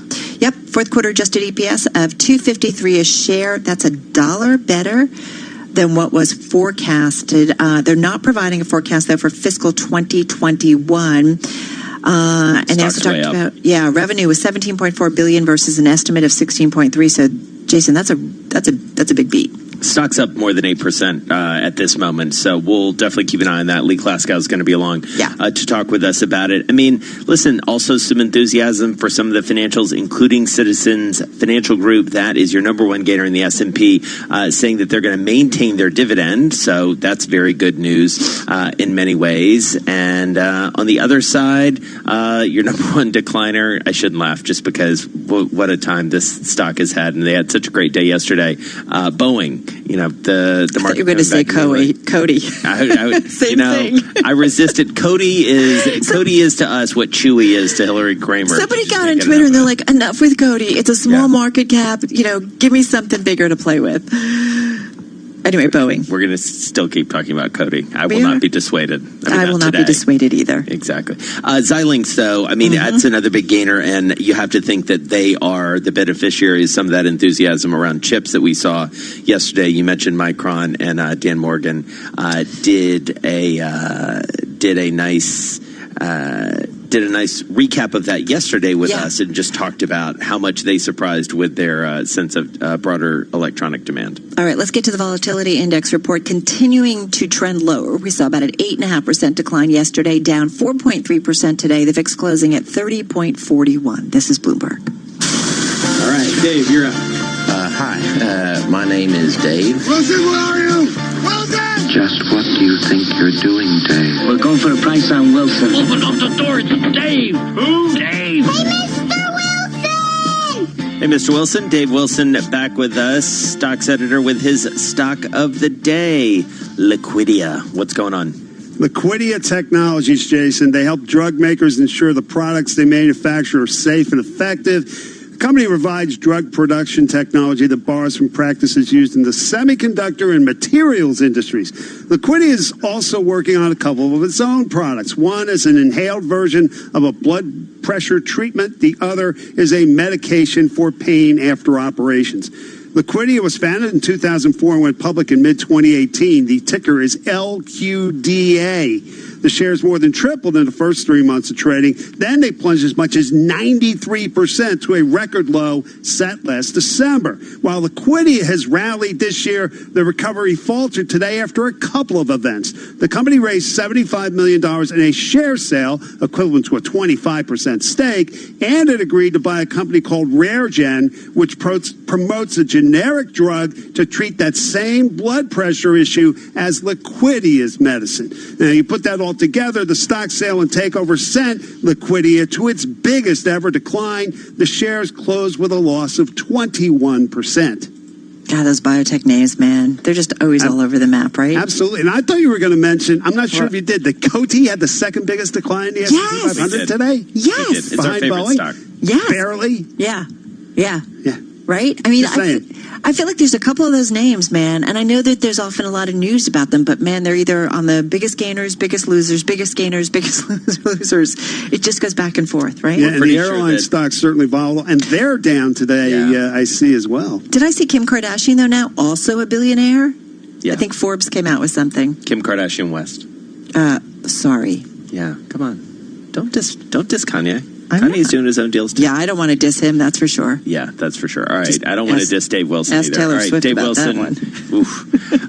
Thank you so much, Dave. We will catch up with you tomorrow for your market insights, your chart, and your stock. In the meantime, let's head out to San Francisco. Ed Baxter is there. He's got world national headlines. All right, thank you very much, Jason. Is the U.S. going in the wrong direction regarding COVID-19? Dr. Anthony Fauci says definitely yes. We are now having 40-plus thousand new cases a day. I would not be surprised if we go up to 100,000 a day if this does not turn around, and so I am very concerned. Yeah, Dr. Fauci says leaders must start acting on scientific evidence. Also separating himself from Donald Trump is CDC Director Robert Redfield, who says we must create an environment that we have universal mask. I think it's fundamentally the most important thing we can do. And the mayor of Miami says people are ignoring science and that cases now threaten hospital capacity, more people there entering the ICU. And Joe Biden making a policy address today. The president gives no direction, and he pits us against one another. We can't continue like this. Half recovering and half getting worse. We can't continue. Half wearing masks and half rejecting science. We can't continue. Half with a plan and half just hoping for the best. New York's self-quarantine list now includes 16 states. EU has put the U.S. on its no visitors list. Lawmakers from both parties now calling on the Trump administration to come out of the darkness regarding alleged Russian bounties on U.S. military. Republican Liz Cheney. America's adversaries should know, and they should have no doubt, that any targeting of U.S. forces by Russians, by anyone else, will face a very swift and deadly response. And we are now at T-minus 4 seconds for blastoff. 2, 1, 0. Ignition. Liftoff. And there go goes Falcon 9. Working from home, take a little more time for breakfast. Tom Keene. How will this pandemic change your NASDAQ? Jonathan Farrow. When you look at that sector, some of these companies won't exist, will they? And Lisa Abramowitz. They've only continued to increase the delinquencies and defaults. Crunch data topped with fresh world news. Bloomberg Surveillance. Weekday mornings at 7 Eastern on Bloomberg Radio, the Bloomberg Business app, and BloombergRadio.com. And now, watch us on Bloomberg Television. There are everyday actions to help prevent the spread of respiratory diseases. Wash your hands. Avoid close contact with people who are sick. Avoid touching your eyes, nose, and mouth. Stay home when you are sick. Cover your cough or sneeze. Clean and disinfect frequently touched objects with household cleaning spray. For more information, visit cdc.gov/COVID-19. This message brought to you by the National Association of Broadcasters and this station. The doors are opening. When is that moment out in the distant future? Some things will be as they were, others forever changed. The restaurant industry will never be the same. Follow every new development here on Bloomberg Radio. What do we need in terms of maybe the new school of economic thought? Because the next best thing to magic is insight. It may take nearly a decade for the U.S. economy to recover. Bloomberg Radio, the Bloomberg Business app, and BloombergRadio.com. Bloomberg, the world is listening. Imagine being fired because of who you love. Imagine being denied medical treatment because of who you marry. Imagine being evicted because of who you are. Millions of Americans don't have to imagine this. They have to live it. Because in 31 states, it's legal to discriminate against LGBT people. Get the facts at beyondido.org. Brought to you by the Gill Foundation and the Ad Council. In-depth analysis, concise reporting. At Honda, we've never looked to other car companies for inspiration. No, it's not a matter of an inflated ego. We just prefer listening to what people really need. For example, the new Honda Jazz Hybrid doesn't have the expected 6 airbags. It has 10, including one that prevents the driver and passenger from colliding with each other. And because we also listen to our conscience, all our safety features come as standard. No charge. Honda, the power of dreams. My name is Donya. I moved to Manchester in 2010. I came from Afghanistan. The first school day was a bit tough. I had no friends, couldn't speak English, and felt a bit left out. My high school teacher was very supportive. She matched me up with friends that spoke the same language as me. Having friends gave me a lot of confidence. I felt like I'm not being left out. Teaching. Every lesson shapes a life. Get free one-to-one support with our teacher training advisors to get one step closer to the classroom. Subject to eligibility. Search Get Into Teaching. London. Toolstation are here to help get your job safely started and finished. With over 60 branches within the M25. All open with social distancing and contactless click and collect from 5 minutes. And with 20,000 top trade quality products to choose from. Order online now for collection in London branches and get £5 off when you spend over £30 with the code LON530. So, get your job started at toolstation.com. Terms and conditions apply. When you buy tech online and you want to make sure you get exactly what you need, would you rather talk to a machine? Or to someone called Mac, or Jack, or Miguel, or Haley, or one of our other tech experts on Shop Live, Curry's PC World's online video call experience? Hey, it's Ali. Can I give you a hand? Isn't it nice to get expert advice from another human being before you buy? They're just a click away. Curry's PC World. Talk to our tech experts online with Shop Live. I'm moving my stop on profit for British pound to 123.867. The size of a football stadium or a football stadium in the back garden of your house. What you need is dream come true money. Luckily, Friday's Euro Million Super Jackpot is a massive £110 million. Now that's dream come true money. Euro Millions from the National... Also, I am cancelling order to sell short euro.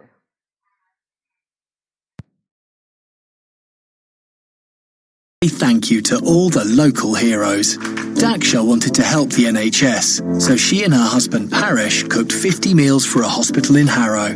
But they didn't stop there. They've set up the Community Response Kitchen, delivering to hospitals, schools and homeless shelters across London. Now they're delivering between 1,000 and 3,000 meals every day. And they've achieved all this with no funding, just the support of local businesses and local people. To Daksha and Parish and all the local heroes that keep our communities going, the Co-op says thank you. How do you keep track of all your favorite stations and podcasts? Easy. You add them to your favorites list. Just find the audio you want to bookmark and tap the heart icon. Then, whenever you want to browse your favorites, you'll find everything under the Favorites tab. First, we're told that masks don't work. Then, we're told to wear them all the time. One week, we hear that the mortality rate is 2%. The next, well, who knows? In the time of COVID-19, there is so much uncertainty, and so much scientists are learning in real time, along with the rest of the world. So it's hard to know what you can be sure of and what's still a big question mark. Enter Podcast 19 from 538, where we'll explore the evidence behind the science in our fight against coronavirus. I'm science journalist Anna Rothschild. Each week, I'll investigate coronavirus mysteries, keep track of the latest developments on vaccines and treatments. Oh, and I'll try to edit out all the times I shush my family since I'm recording this thing from the chaos of my home. Search Podcast 19 to listen today. 24 hours a day at Bloomberg.com, the Bloomberg Business app, and on Quick Take by Bloomberg. This is a Bloomberg Business Flash. From Bloomberg World Headquarters, I'm Charlie Pellet. FedEx delivers. Shares surging after hours, up now by 7.7%. Fourth quarter adjusted EPS $2.53. Estimates were for $1.53. Revenue $17.4 billion. Estimates there $16.30. FedEx does say it is not providing a forecast for fiscal 2021. Stocks rose on the final day of the best quarter since 1998 as investors assessed better than estimated economic data amid concern over new coronavirus cases and trade relations with China. S&P up 47, a gain of 1.5%, ending the first half at 3,100.29. NASDAQ up 184 points today, up 1.9%. The Dow advanced 217, up by 0.9%. 10-year down 10/30 with a yield of 0.65. 0.5%. Gold up 0.5%. 17.81 the ounce. West Texas Intermediate crude down 0.9%. 39.35 a barrel. Again, recapping here, equities higher. A FedEx beat again. S&P up 47, a gain there of 1.5%. I'm Charlie Pellet. That is a Bloomberg Business Flash. All right, Charlie, thank you so much. Well, a couple weeks ago, we all saw the pictures from Atlanta and around Georgia, Carol, of long lines, really voter disenfranchisement and inequality. Yeah, it's a mess. Writ large, it was a mess. And what to do about it has become a huge question in Georgia and beyond. Well, the Atlanta Hawks, the NBA team there, they have an answer. They are loaning their arena, State Farm Arena, to Fulton County and the state of Georgia to act as what will become the largest voting precinct in the United States for early voting, both for the upcoming runoff election and the general election come November. Steve Koonin, he is the CEO of the Atlanta Hawks, longtime executive, worked for Coca-Cola, worked for Turner. I caught up with him along with Mike Lynch, my co-host on Bloomberg Business of Sports, earlier today. Here's what Steve had to say.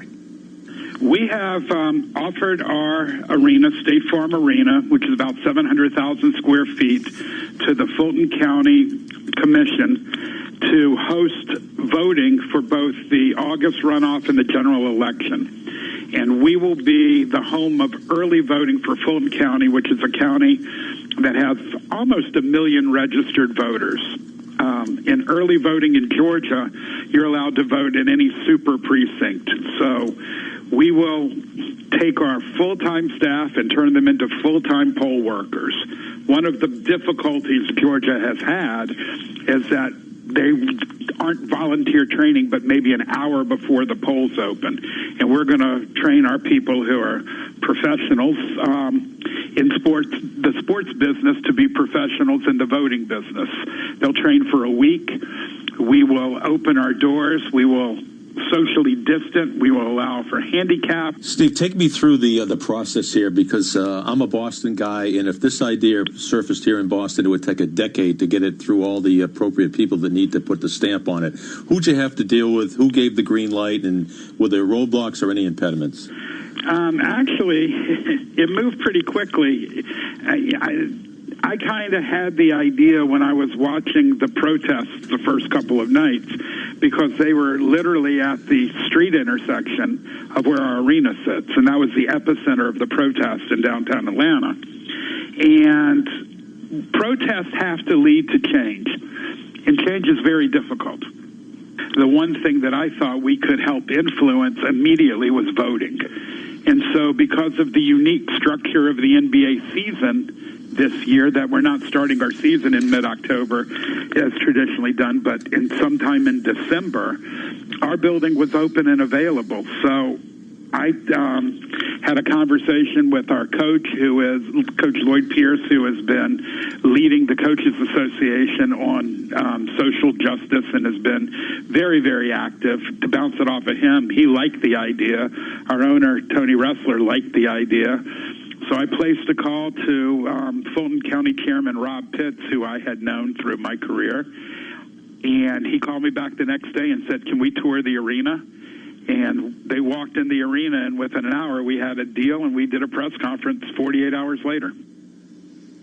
And that's Steve Koonin, the CEO of the Atlanta Hawks. And Carol, this is a big deal. I mean, I don't want to go too grandiose and big on it, but this could change in a positive way who gets to vote in Georgia. It will change. I think it's pretty remarkable, and I do wonder if other places will follow, and do something very similar. I don't know if you saw in 60 Minutes, they did a whole piece on like mail-ins and so on and so forth, because I think we're all looking at, what does this election cycle look? I mean, it's been such an odd year, to say the least, and, I think there's concerns about if certainly the virus picks up again around election time, will it prevent people, from getting to the polls? And one of the things that was interesting about some of the primaries that have been held, it wasn't just a case of people getting the polls, it was the people who man the polls, which tend to be older people who did not want to expose themselves, and that's what created a lot of the backup. So we need to rethink about making sure that people have access, especially after all the conversations we've had over the last 16 weeks and the last month or so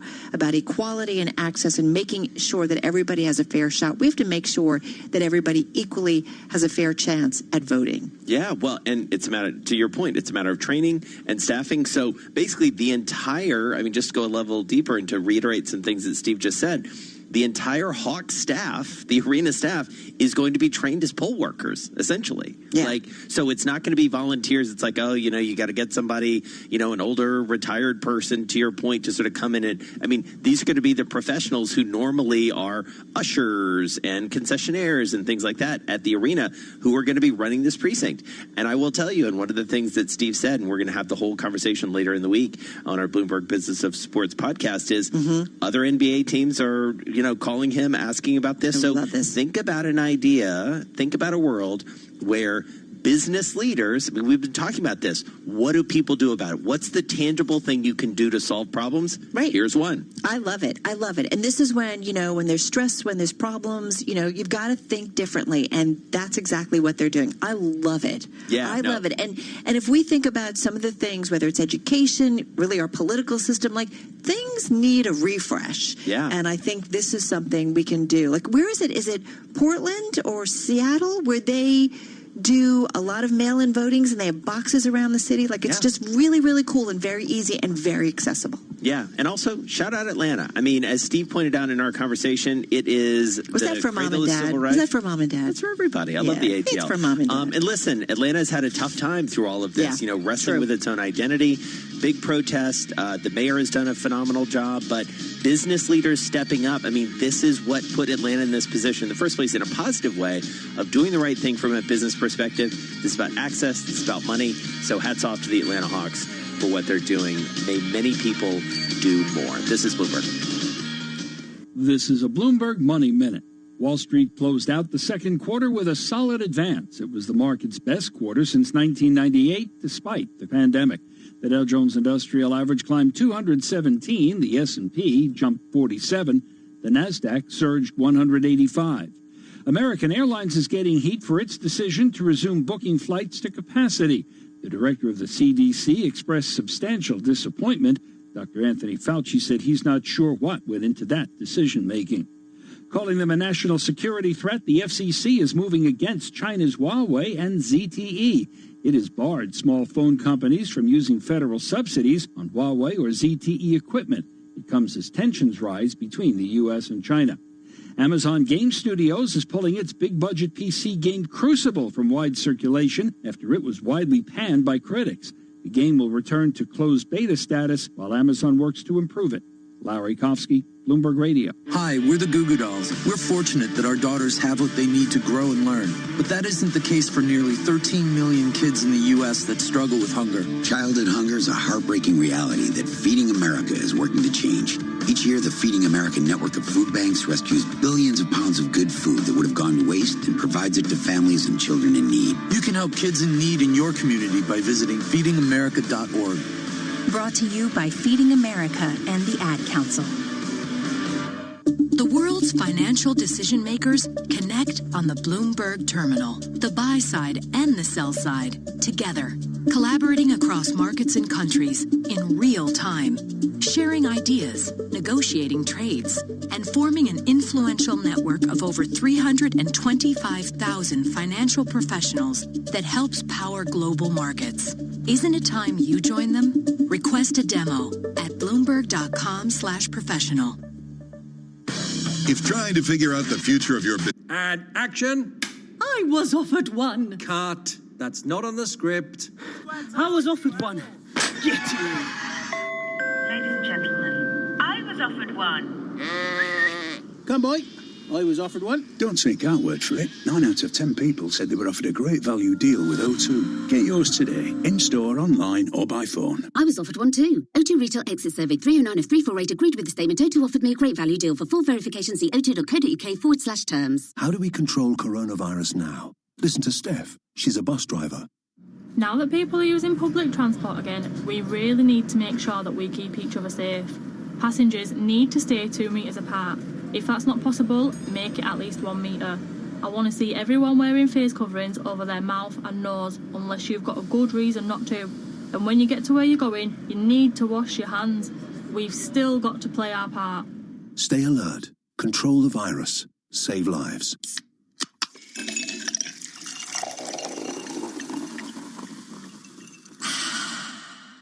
Give yourself a Diet Coke break. Whether you're dreaming of a house the size of a football stadium or a football stadium in the back garden of your house, what you need is dream come true money. Luckily, Friday's Euro Million Super Jackpot is a massive £110 million. Now that's dream come true money. Euro Millions from the National Lottery. Play online or on the app. Estimated jackpot rules and procedures apply. Players must be 16 or over. Newlywed to newborn. Ordering out to tucking in. Dream car to driveway. Isn't it nice when things arrive quicker than expected? Enter your location into our digital new car locator and it instantly tells you if the BMW you want is available nearby. So it'll be with you quicker than you might think. Search BMW new car locator today. Let's tune in sports on this day. On this day in 1975, Muhammad Ali retained his world heavyweight boxing crown by beating Englishman Joe Bugner by unanimous points decision in a rematch in Malaysia. The decision made by the judges and the referee, unanimous decision for Muhammad Ali. To listen to conversations breaking down the moments just like this, search sports to be part of the discussion on TuneIn. In case you didn't know, TuneIn lets you listen to the same radio stations you pick up on your home or car radio, except you can hear them from anywhere. If you want to find a station from somewhere else in the world, navigate to the By Location section under Browse. Keep exploring with TuneIn. To help keep you and your loved ones safe, TuneIn has the latest guidelines from the CDC. Home alone or with housemates, stay home as much as possible.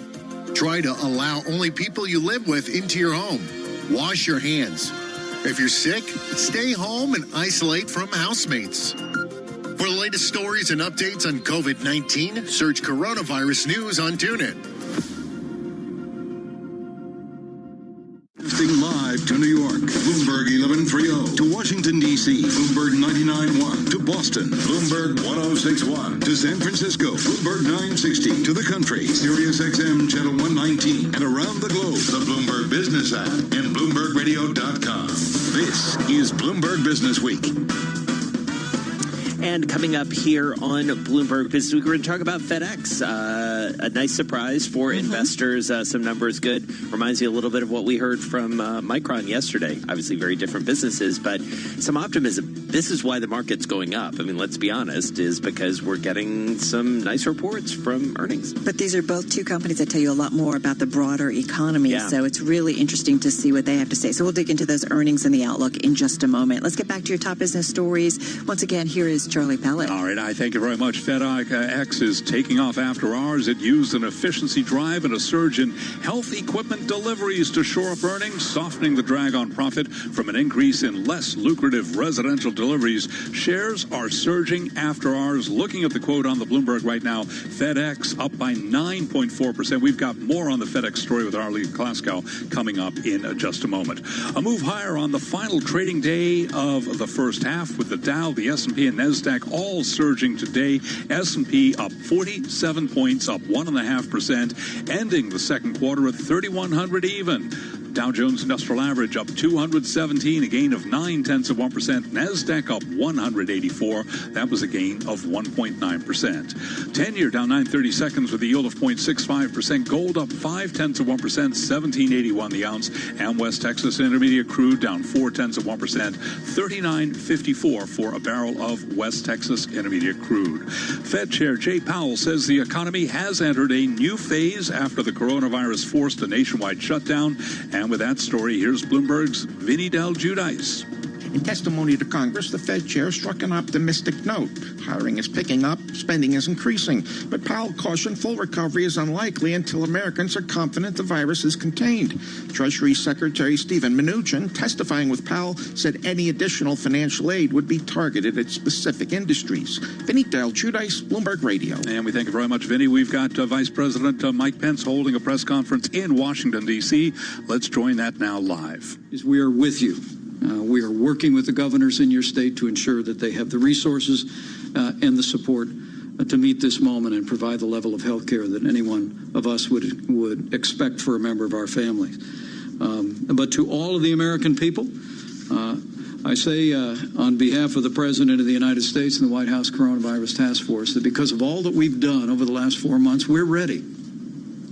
We're in a much better place than we were 4 months ago or even 2 months ago. Part of our briefing today will focus on the progress that we have made and our ability to respond to the outbreaks that we're seeing occurring in states, particularly across the South. I've been traveling across the country. I was actually in Texas over this past weekend, received a full briefing from Governor Abbott about their response. And I will be traveling to Arizona tomorrow, meeting with Governor Ducey, and I'll be able to confirm to him that we were informed today that a team deployed by FEMA of 62 disaster medical assistance personnel are on the ground in Arizona. We're also currently processing a request from Texas, and we're in consultation with other states. As you will hear in a moment, with regard to testing, with regard to personal protective equipment, with regard to ventilators, with regard to therapeutic medicines, we are in a strong position all across the affected areas of the country to meet this moment. But in consultation with the states, we're going to make sure that they have the reinforcements in healthcare workers. And I'm pleased to confirm today that 62 DMAT, or Disaster Medical Assistant Team members, have arrived in Arizona. I'll also be traveling later this week to the state of Florida, where Dr. Birx and I will also receive a briefing along with Secretary Azar about that state's response. At the present moment, all 50 states in the country are reopening and have done so in one degree or another since the beginning of May, when we issued our guidelines to open up America again. At this moment in time, because of the rising cases, at least 4 states have taken action to close down bars, limit capacity in restaurants, and another 10 states have slowed down or postponed certain reopening efforts. And let me make it very clear that we fully support the new guidance that's been issued by the governors in these states. We truly do believe that these prudent measures and additional guidance and steps will make it possible for us to continue to move our nation forward, to continue to reopen in a safe and responsible way while putting the health of our citizens first. I thought Dr. Fauci put it well in a recent task force meeting when he said, and I think also testified today, that we should not look at public safety measures as an impediment to opening up America, that rather we should look at them as the vehicle to opening up. As we see rising cases, and particularly those 12 states where we have a combination of rising cases and positivity, the American people deserve to know that our best health experts say it's not an either or. It's not whether we continue to open up or whether we move in an opposite direction, but rather it's whether we take these prudent measures that will slow the spread and put the health of our citizens first. Our governors in the affected areas and their public health officials are taking strong action to keep their states open while slowing the spread and putting the health of their citizens first, and they have our full support. Let me say again, as I said at the outset, the American people deserve to know that we're in a much better place today. Thanks to the whole of government approach, the whole of America approach that President Trump initiated at the very outset of the coronavirus pandemic. Working in cooperation with agencies across the federal government, working with the private sector across this country. We literally have scaled now 1 million tests have been performed across the United States. And as Admiral Brett Giroir will detail momentarily, we're testing between 500 and 600,000 Americans every single day, with the capacity to significantly increase that through the innovation of what is known as pooling. And when it comes to medical supplies, FEMA has facilitated the delivery of literally billions of gloves and gowns and masks. And as Admiral Polovchek will detail in just a few moments, we are in continuous contact with not just states, but with hospitals in states across the country. And we continue to receive very strong support reports about the support they've received and the supplies that are available to meet this moment.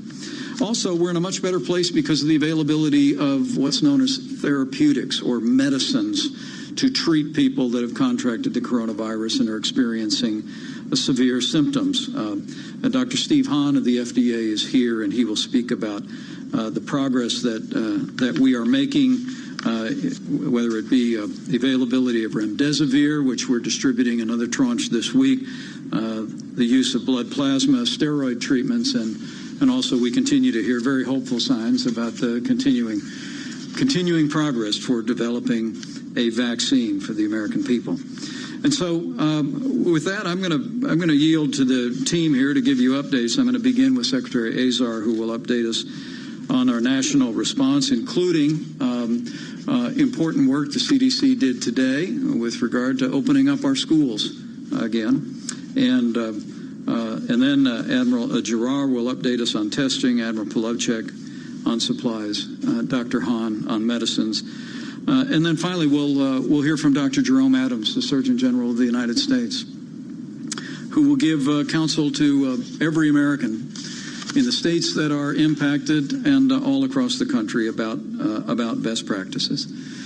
So to every American in states that are seeing rising cases and rising trends in positivity, we want to assure you we're with you, and we're deploying at the President's direction the full resources of the federal government to meet this moment, and working in strong partnership with your state and local officials. And to every American, we want to assure you that we're ready, more ready than ever before, to meet this coronavirus pandemic because of the resources that our president, that agencies at the federal government, the steps and deployed and efforts at state government, and mostly because of what the American people have done and demonstrated that they have the ability to do. I mean, the truth is, while we've made great progress on making availability testing and supplies and medicines, we all need to do our part. We know how to slow the spread. The common sense measures that we outlined in our phased approach to open up America again, the guidelines that apply to all of the phases ought to be embraced by every American. Wash your hands, practice good hygiene, and wear a mask. Wear a mask whenever your state and local authorities say it's appropriate. So where it's always a good idea to wear a mask when social distancing is not possible. We're all in this together, and we have every confidence that as we met the moment before when we saw this pandemic first strike in the Northwest and then strike so hard around the greater New York City area, then New Orleans, then Michigan, with a whole of government approach, a whole of America approach, cooperation of the American people. We'll do what we did earlier on in this pandemic. We'll slow the spread, and we'll save lives. And with that, Secretary Azar and members of the team will brief, and then we'll have time for questions. Mr. Secretary.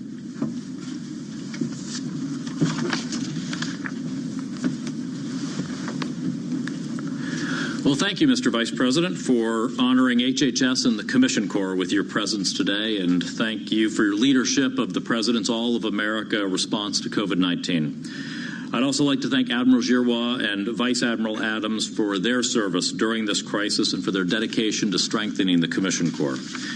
The men and women of the Commission Corps have been and will continue to be central to our COVID-19 response, And on all 6 points of our strategy to defeat the virus, surveillance, testing, containment, healthcare capacity, vaccines, and therapeutics.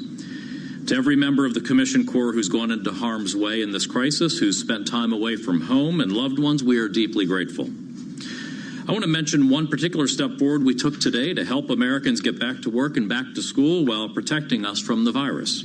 New guidance from the CDC as to how higher education institutions can protect students and their employees. In particular, it offers recommendations for how and when testing should be used for students, faculty, and staff, including both testing for symptomatic individuals and testing for asymptomatic individuals who've had possible exposure to the virus. The guidance also notes that in areas with moderate to substantial community transmission, where resources allow, colleges and universities can work with local health officials to consider testing asymptomatic students and staff who have no known exposure. This may make sense in order to identify outbreaks and inform control measures, and would especially apply to groups like those living in congregate housing. This guidance relies on what we've learned about the virus in recent months. In the very near future, we will also be releasing similar guidance around K through 12 schools, recognizing how important safe schools are to reopening our country. These are just 2 examples of the science-based resources that we're providing for state and local health departments and other institutions as they work with federal assistance to continue the fight against the virus and to reopen our country. We need to reopen America. We have to get back to work, back to school, back to worship, back to healthcare. But we must all play our individual parts to enable this reopening. We can reverse these outbreaks and prevent future ones by doing what the President has called for since the beginning in his guidance. Practice social distancing. Wear facial coverings where social distancing is not possible. And practice good personal hygiene. By doing so, you protect yourself. You protect vulnerable household members. But you also protect the person you may be standing next to in the grocery line, and you don't know whether they're vulnerable. You have no way of knowing whether they're at high risk of severity, hospitalization, or fatality. You protect them. They're just 3 simple steps to keep reopening. Social distance, wear facial coverings when you can't social distance, and practice good personal hygiene. It's all we need to do to keep reopening. We can work, go to school, go to worship, re-engage with healthcare if we all as individuals practice good, responsible behavior to protect each other and to protect ourselves.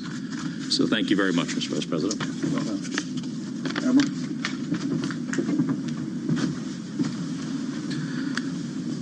Thank you, Mr. Vice President, Mr. Secretary. Again, you did us incredible honor by being here and honoring and appreciating the 6,100 women and men of the Commission Corps. We do say women and men. We are a 55% female service in the most diverse within the country. I'm going to take a few minutes and talk about testing. As both the Vice President and the Secretary said, we're a world different than we were in March. At that time, in early March, we'd only done a few thousand tests. Now we're doing 550, 600,000. We've actually gone over 600,000 per day on occasion, over 33 million tests.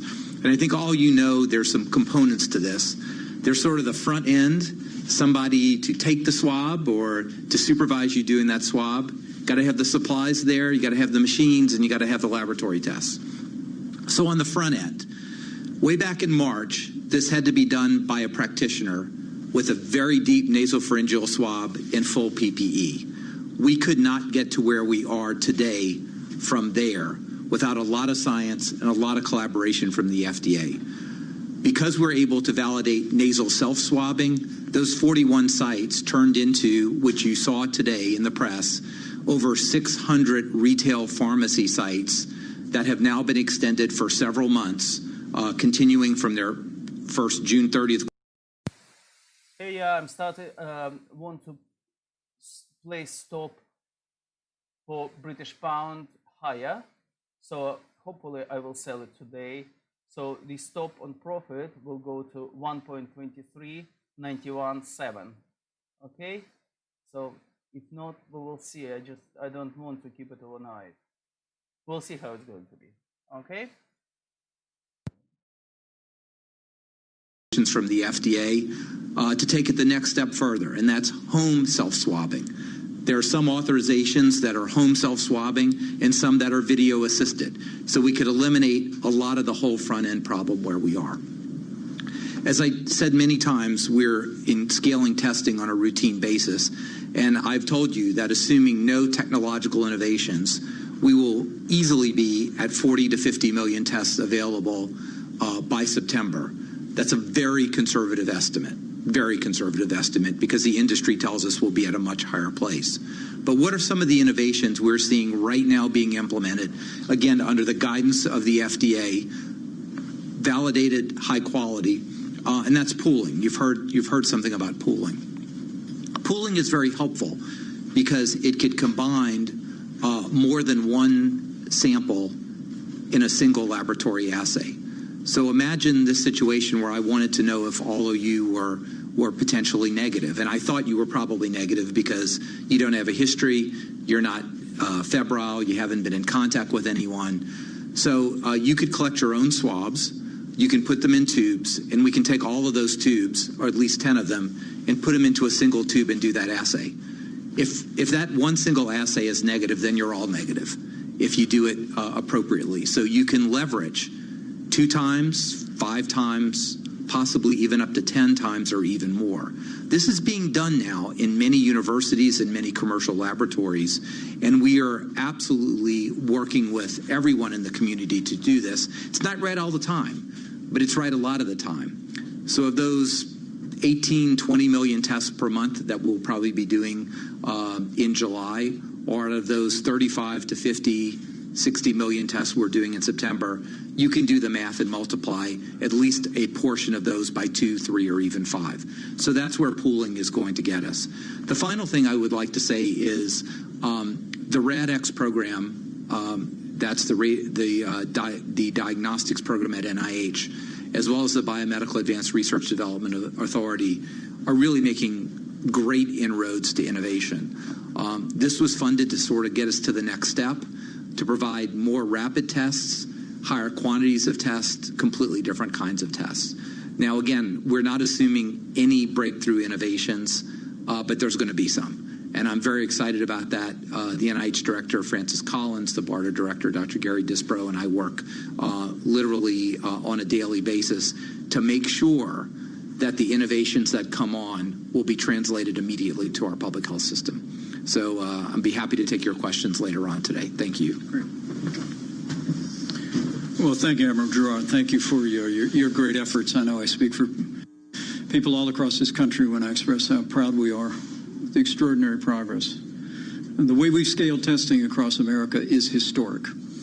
When I was tapped to lead the White House Coronavirus Task Force, we had done less than 8,000 coronavirus tests. And to think that in the intervening months, now 33 million tests, and the ability to scale beyond that, it is a great comfort to the American people, and a great tribute to the public-private partnership that President Trump forged early on. I think it's also been historic to see the progress that we've made on personal protective equipment, and particularly for Americans in the 4 states where 50% of the cases are occurring, or the 12 states where we're seeing a combination of rising cases and positivity. We want the American people to know that the personal protective equipment for our health care providers is also at a historic level.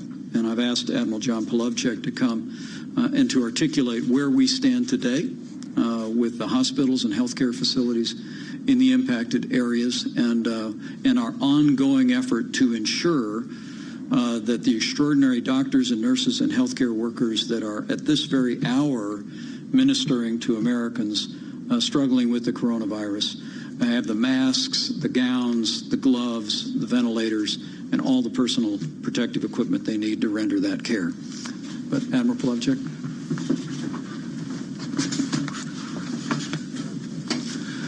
Thank you, Mr. Vice President. Back in March, mid-March, when I was moved from the Pentagon to FEMA, the President gave me one task: provide our healthcare workers the supplies they need what they need, when they need it. And I'm going to give you a short update today. And I think the theme is we have more. They have more. So from that time in March, mid-March until now, we are in a fundamentally better position. I'm going to go through some details that makes me that confident. And personally, those that personally know me, I'm a glass half full type of person. And so for these details, I find very encouraging. As we, over the last few weeks, tried to ascertain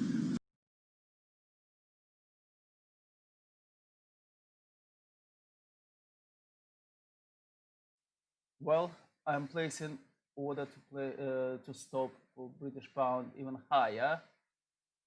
I'm already 2,000 pounds to ground up, so at price 1.23967. Right. I really need to close this position today. Okay? All right. The 70% of the states have at least 30 days of supply on hand, if not 60. There are many states that have more than 60 that have targets of 90 and looking to achieve that. Those state calls have felt me confident of the numbers that we're putting into our modernized national stockpile. Here in recent weeks, with the uptick in cases, where Dr. Birx has highlighted down to the county level, my team has called those hospitals. And I am here to provide a synopsis of that. We've talked to hospitals in Dallas, Phoenix, Houston, and on down the line. Many of them are reporting 30 to 40 days of supply on hand. Now, there are some sporadic shortages, but mostly in the size of masks.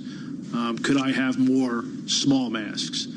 So we took that information, and I talked to 3M today, as a matter of fact, and they've already changed, based on discussions with my team, they've already changed their production to produce more small and extra small masks. So essentially, almost an even split, 45, 50% more smalls, to the rest to normal supplies. So states are saying that they have supplies. Hospitals in areas where there are outbreaks are having more supplies. Another data tool, the National Health Safety Network, where CDC-run network, where hospitals report days of supplies on hand across the nation. Those supplies back in March, there were many hospitals that were saying that they had less than 3 days. Now, folks have multiple weeks, the majority of hospitals. So we are fundamentally in a different place.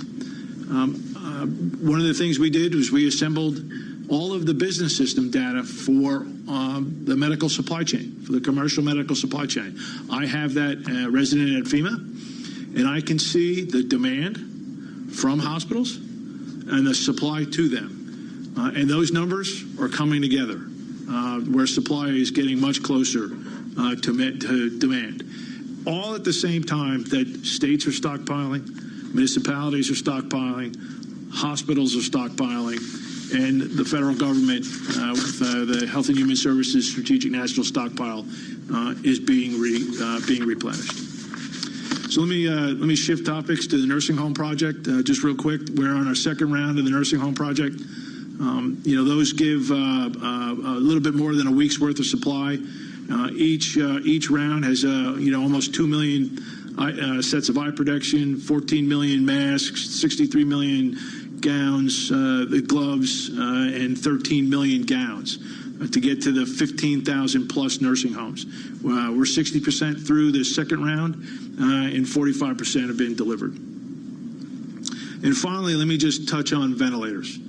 So back in March, the national stockpile had approximately 19,000 ventilators. Today, ready for deployment, we have 48,000. By next week, if the production schedules hold, we'll have 55,000. So we are in a fundamentally different place for supplies than we are. Pending your questions later, Mr. Vice President, that's all I have. That's great. Thank you.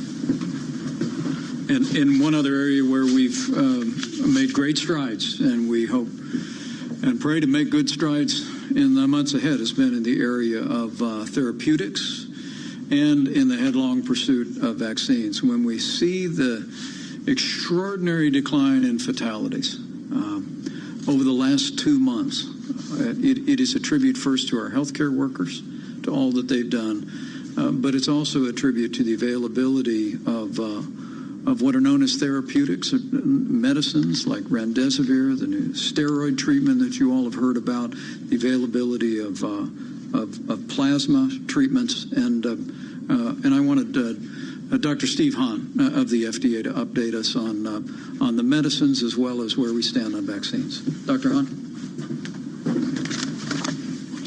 Thank you, Mr. Vice President. President Trump asked the FDA early on in the COVID-19 pandemic to reduce any unnecessary regulatory barriers to get medical products into the hands of Americans. And FDA created an emergency review and development program for therapies called the Coronavirus Treatment Acceleration Program. And we have supported that program since that time, and it continues to this day. I'd like to first start by telling you that the pipeline of therapeutics treatments that we see across this country, the great academics, researchers, private sector, that pipeline is very robust. Currently, as of recent count, FDA is monitoring more than 144 active trials of therapeutic agents for COVID-19 and another 457 development programs for therapeutic agents is in the pipeline. So we're in a vastly different place than we were 3 months ago, 2 months ago. The nation's work is paying off as we saw the positive results of the recent National Institutes of Allergy and Infectious. Well, at last, it closed. So a close position on British pound and at 123.967, and I've got £2,000 in profit. Okay.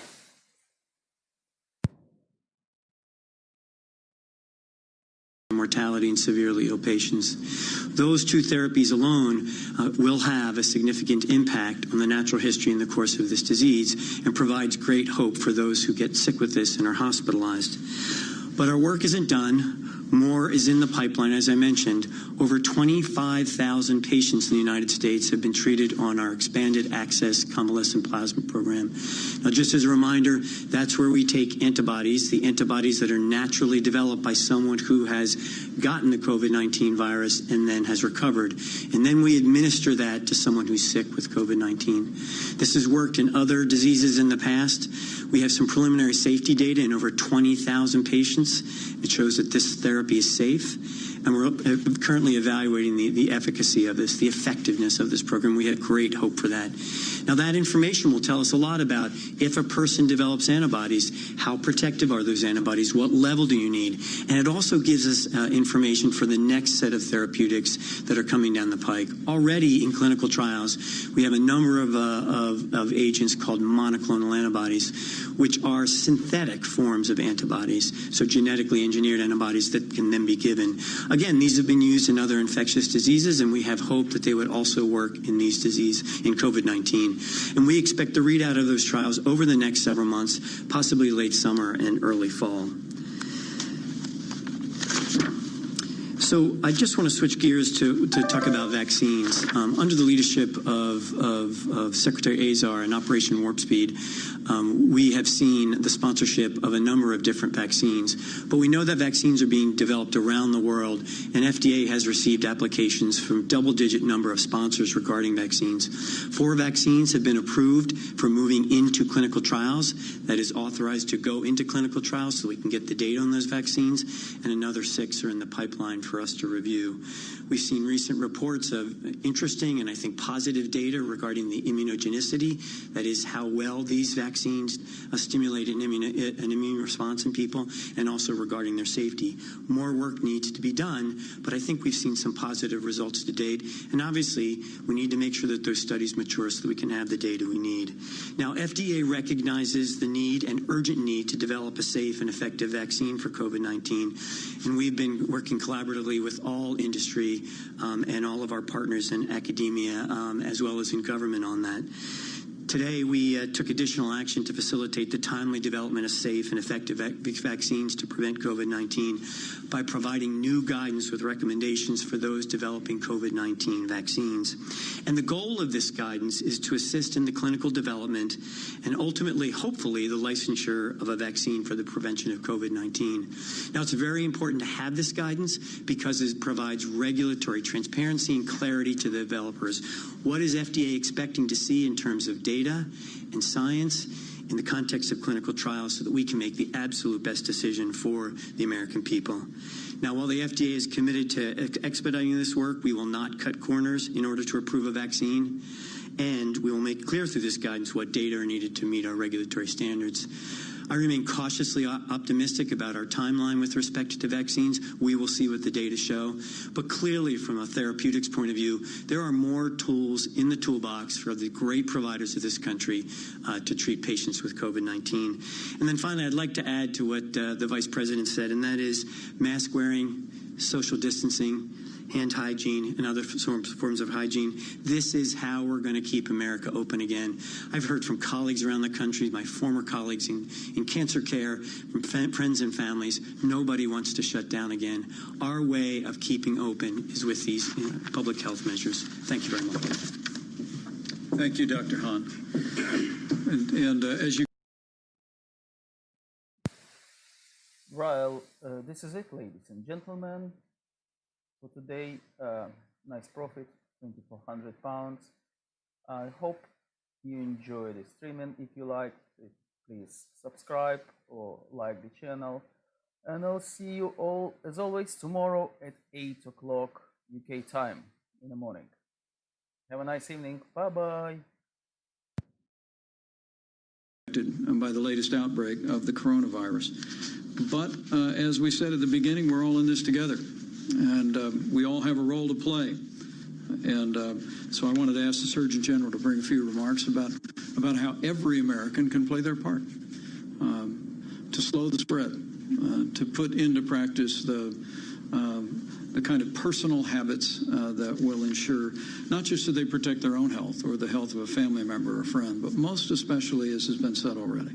All right. Well, we see that roughly half of the you've been new listening cases to Vice President Mike Pence, of course, giving an update, the coronavirus task force update, once again in action. This time, though, they're at the U.S. Public Health Service Commission Corps headquarters in Rockville, Maryland. And Jason, we did hear from various officials talking about the number of tests that have been doing, getting equipment out to those states that need it. You know, we've all been kind of messaging on the background saying it seems a lot more organized. But of course, we've learned as we've gone along in this process. Can I just make one comment before we toss to Charlie? A very even, calm, realistic tone from every one of those officials, and a very consistent message that we've been saying and we've heard other experts say, which is socially distance, good hygiene, wear a mask. Over and over and over again. We heard every single person, from the Vice President to Secretary Azar to every single person. No drama. No politics. Right. That's what we have to do. And it is a choice between shutting down and doing that. It's that clear. Yeah, and that's simple, actually, to be quite honest. And we've also